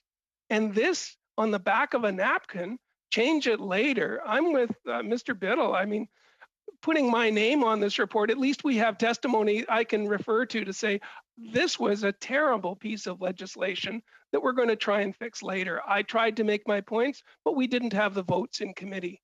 The votes came from the NDP, the Bloc, and the Conservatives. It wasn't Liberal votes. And I can count votes, and I know where this is going. But there's real world consequences on the businesses that are going to be affected by this legislation, as well as every municipality in Southern Ontario that's shipping waste across the border. So we're not making friends with this legislation, and rightly so, because we're not objectively looking at this in terms of meeting plastics diversion targets that we all have. So very disappointed in the committee, disappointed in the politics that's going on. But mostly I'm disappointed because we didn't listen to the voice of industry. We shut that down. We didn't call on witnesses from municipalities. We shut that down. We tried to get Federation of Canadian Municipalities involved. We rushed this report, and the result is we've got a report that's really not a good report. So I'm disappointed, but I've had my say, and that's on the record. Thank you. Madame Posey. Oui, Yes, thank you, Chair. I would like to perhaps bring the debate back to that on which we need to debate. The schedule of this bill, and Ms. Collins reminded us that the schedule could be amended.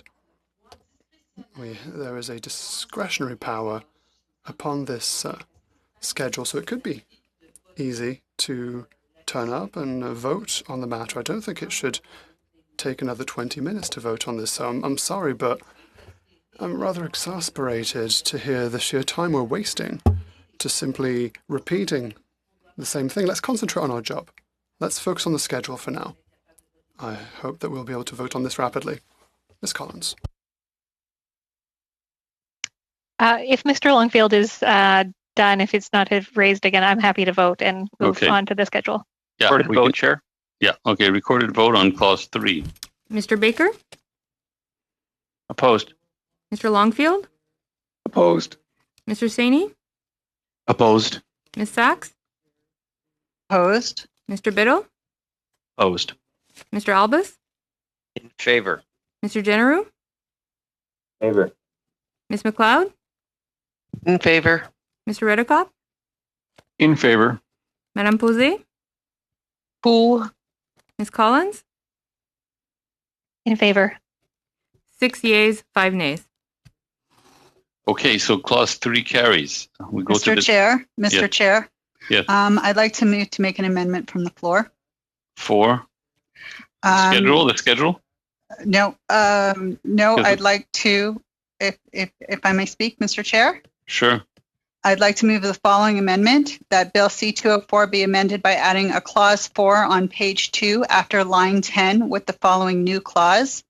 Coming into force, the provisions of this act come into force on a day to be fixed by order of the governor and council. Okay. I mean, it's pretty straightforward. Does anyone want to say something about that? Mr. Biddle? Well, if this piece of legislation is going to pass and the opposition knows it's going to be flawed, and I guess here's an opportunity to at least give the government some time to deal with the consequences therein. And I think it's reasonable to expect that if everyone here acknowledges the flaws in the legislation, which they've said, as Ms. Collins said, you could have proposed amendments. Mr. Albus, I'll march down to Jonathan Wilkinson's office and demand changes. This at least buys some an opportunity for there to be time for the industry to deal with it, time for the government to deal with it, and potentially have to bring legislation. So I think it's reasonable, especially given the points raised by Ms. Collins and Mr. Albus, that why don't you make it less worse? And so this is our attempt to do what the opposition has suggested that we do, which is fix the mess that is this bill. And perhaps this is a minor opportunity to bring some changes to avoid the consequences of this well-intentioned but flawed piece of legislation. Mr. Baker. Thanks very much, Chair. Yeah, so I just wanted to weigh in on this proposed amendment by Ms. Sachs, and I think it makes a lot of sense. I mean, look, it really looks like Conservative members in particular are determined to push this this bill through. I know it's from a Conservative MP, but they're determined to push it through the committee. I think despite the serious issues that have been raised by government officials, have been raised in people in the waste processing and recycling sector who would be responsible, who would bear the responsibility for actually making sure that we can process our waste if this bill were to pass and come into effect. I think I would at least hope that they'd give the government reasonable time to make those corrections that Mr. Albus was saying need to be made to the bill. And I think there's a number of other things that need to be corrected. Like I think there's, think about, if you look at the schedule needs to be addressed or amended because there are things that aren't plastic listed on the schedule. We've heard from officials about the need to amend regulations or update regulations.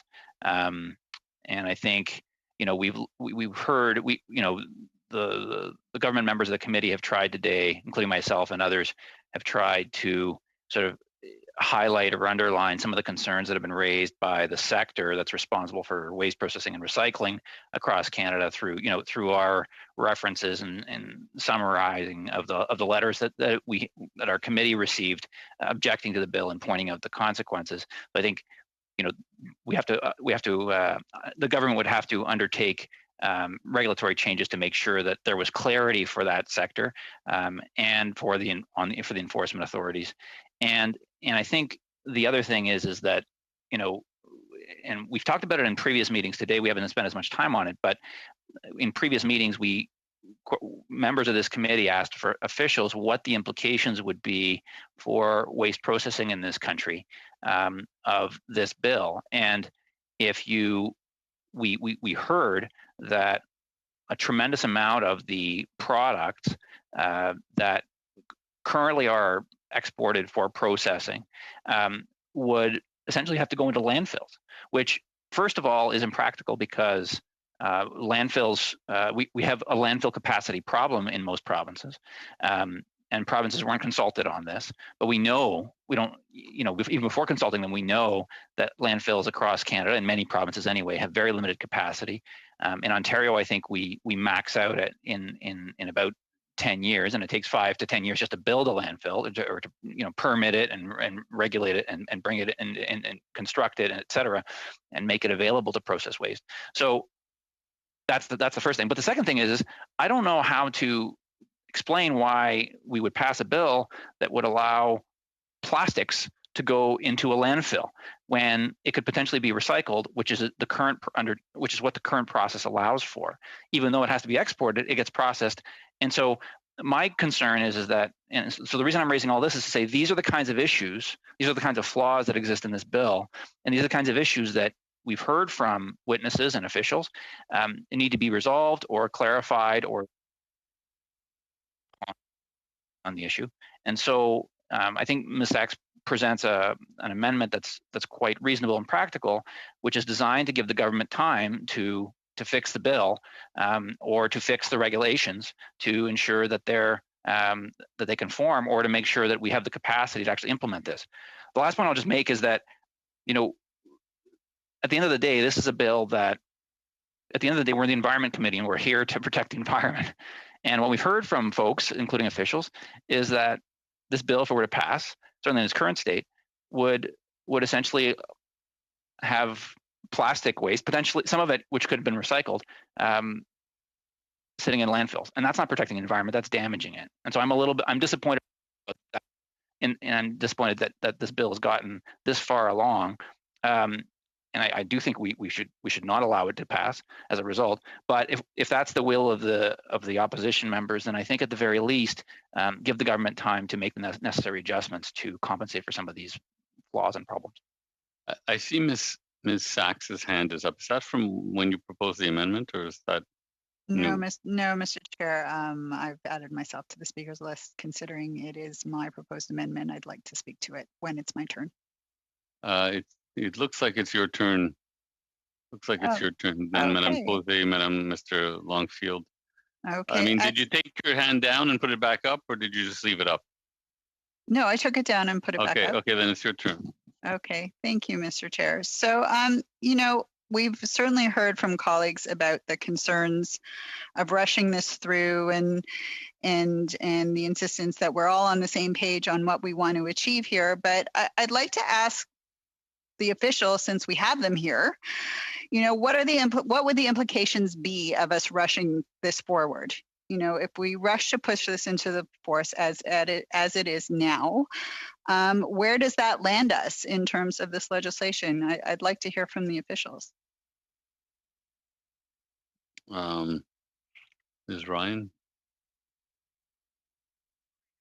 Thank you, Mr. Chair. We can't comment on the outcome of your debate and discussions, and we look forward to seeing what the committee will conclude.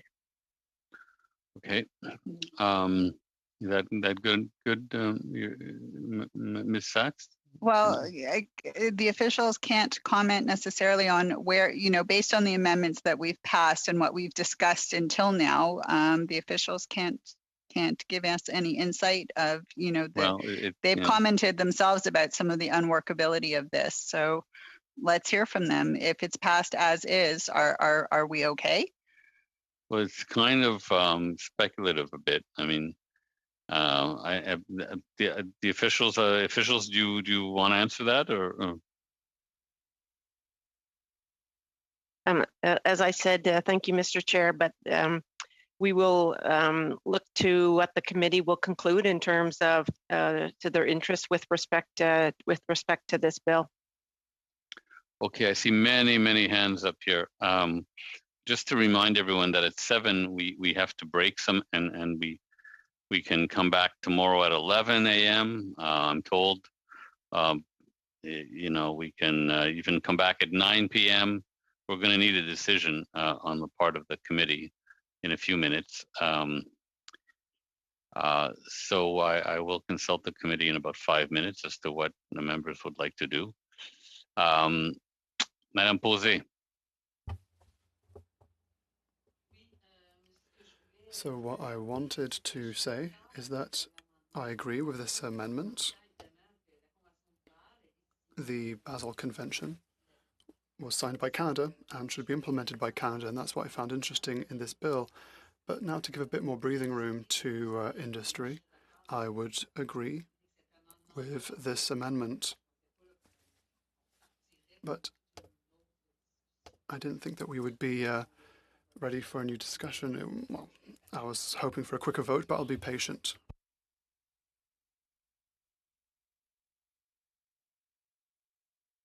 Mr. Longfield. Yeah, I know it's not fair to ask the officials to weigh in on a political discussion, but I'm wondering about the process going forward of how a regulatory review would happen in order to solve all the issues that we've identified, and there's many. And how much time does it take to? I mean, when we did the Basel Convention and we did the work with the United States and we developed our lists and we did all the work that needed to be done to have effective legislation, would there be the same types of people involved in reviewing this legislation to propose amendments back to the government? Do we wait for the courts to say what you're asking to do is in provincial jurisdiction, it's not constitutional?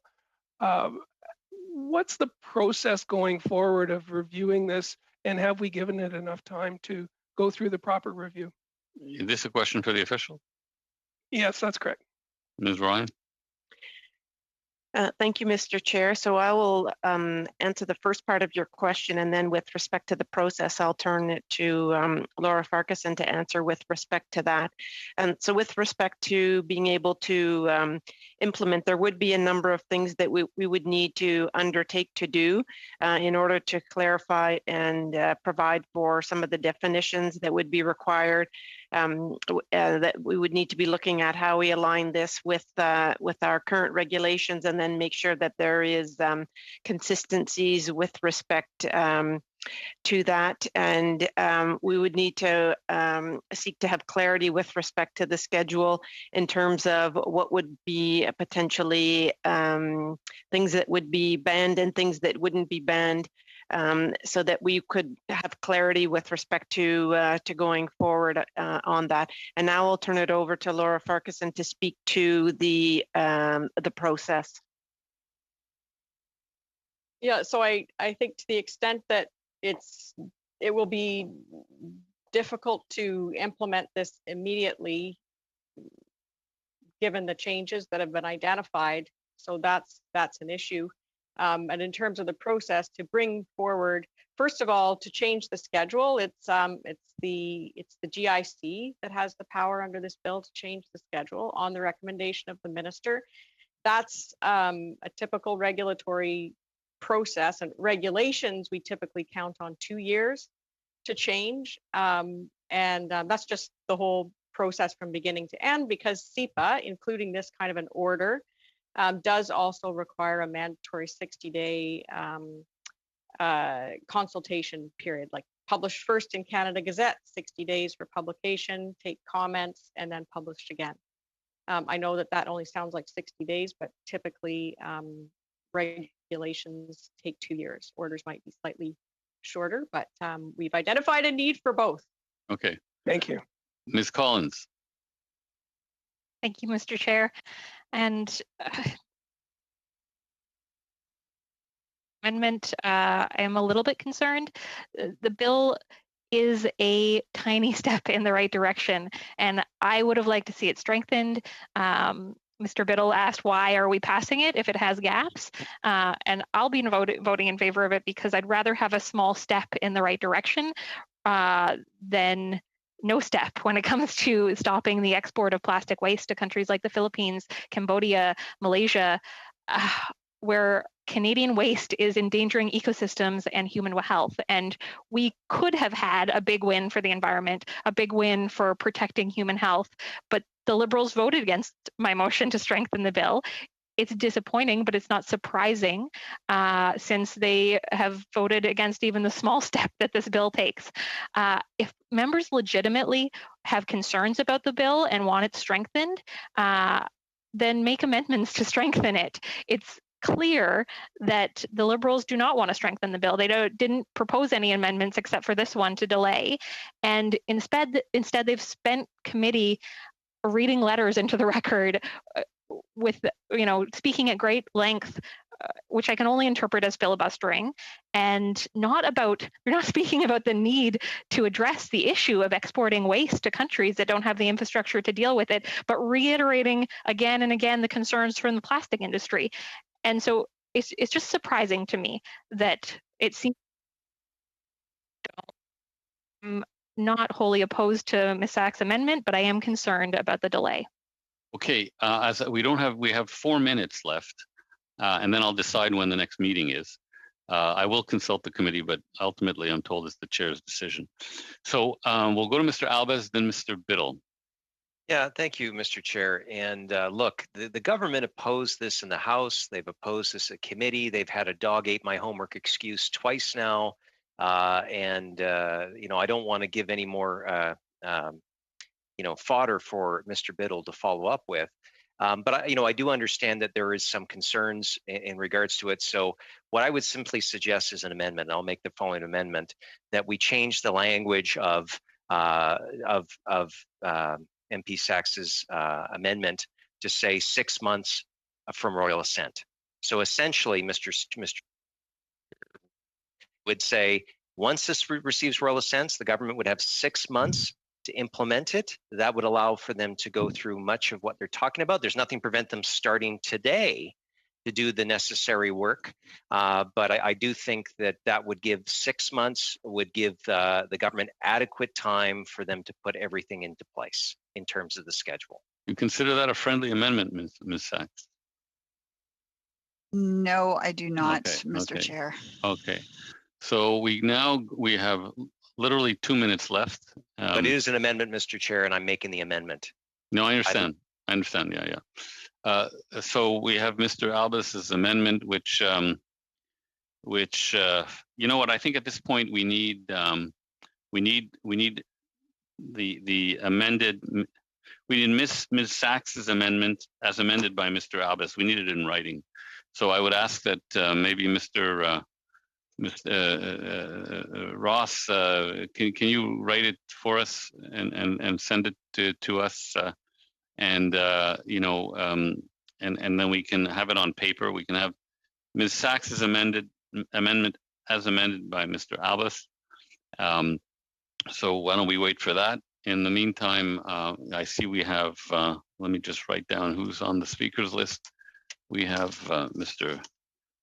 Not that we're going to get to everyone tonight, but we have Mr. Biddle, we have Mr. Baker, we have Ms. Sachs, we have Mr. Saini, and I'm just going to wait for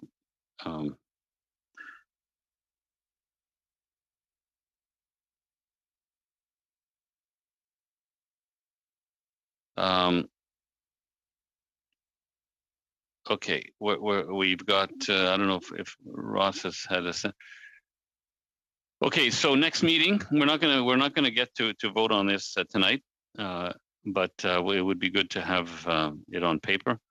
In fact, we could have it on paper in both official languages because we'll have time to translate it. Any thoughts on when the next meeting should be? And then we're not going to debate this. I'm just getting some input. Got a scheduled meeting Wednesday. So instead of having the comité directeur, the steering committee, we want to do this Wednesday? Continue Wednesday? Okay. It seems to be consensus. So we'll change Wednesday's meeting from a steering committee to a committee to continue our discussion on Ms. Sachs's amendment as proposed amendment with the proposed amendment by Mr. Albus to Ms. Sachs's proposed amendment. Yes. Point of order, if I can, Mr. Chair. Yeah. I know no one will believe me, but I don't think it's going to take 2 hours. Perhaps we can do both the finish this bill and do the steering committee afterwards. That would be if there's time left. If there's I don't believe anything that any of these members have to say after the way they talked into the record. I love you all, but I don't believe you today. Okay, but I mean, the point I'm trying to make here I'm hurt. The point I'm trying to make is we're going to have a meeting to finish this off on Wednesday. If we finish it in 15 minutes, then I assume Madame Posé, Ms. Collins, and Mr. Longfield won't mind staying to do a 1 3/4 hour steering committee. We'll just, change. We'll just have to log off, log back in. But if this goes on, we'll, for another 2 hours, well, that will take up the whole meeting on Wednesday. So that's what we'll do is we'll continue this Wednesday at 3:30, and we'll see what happens. And then by then we'll have Ms. Sachs's proposed amendment in writing, and Mr. Albus's proposed sub-amendment to Ms. Sachs's amendment in writing as well, and then we'll really know what we're dealing with. So I wish everyone a very pleasant rest of the evening. Here in the East, it's 7 o'clock, so our evening, what remains, is shorter than out in BC, but regardless, everyone, I hope you have a good evening, and I call this meeting to a close. Thank you, Mr. Chair. Thanks, Mr. Chair. See everyone on Wednesday.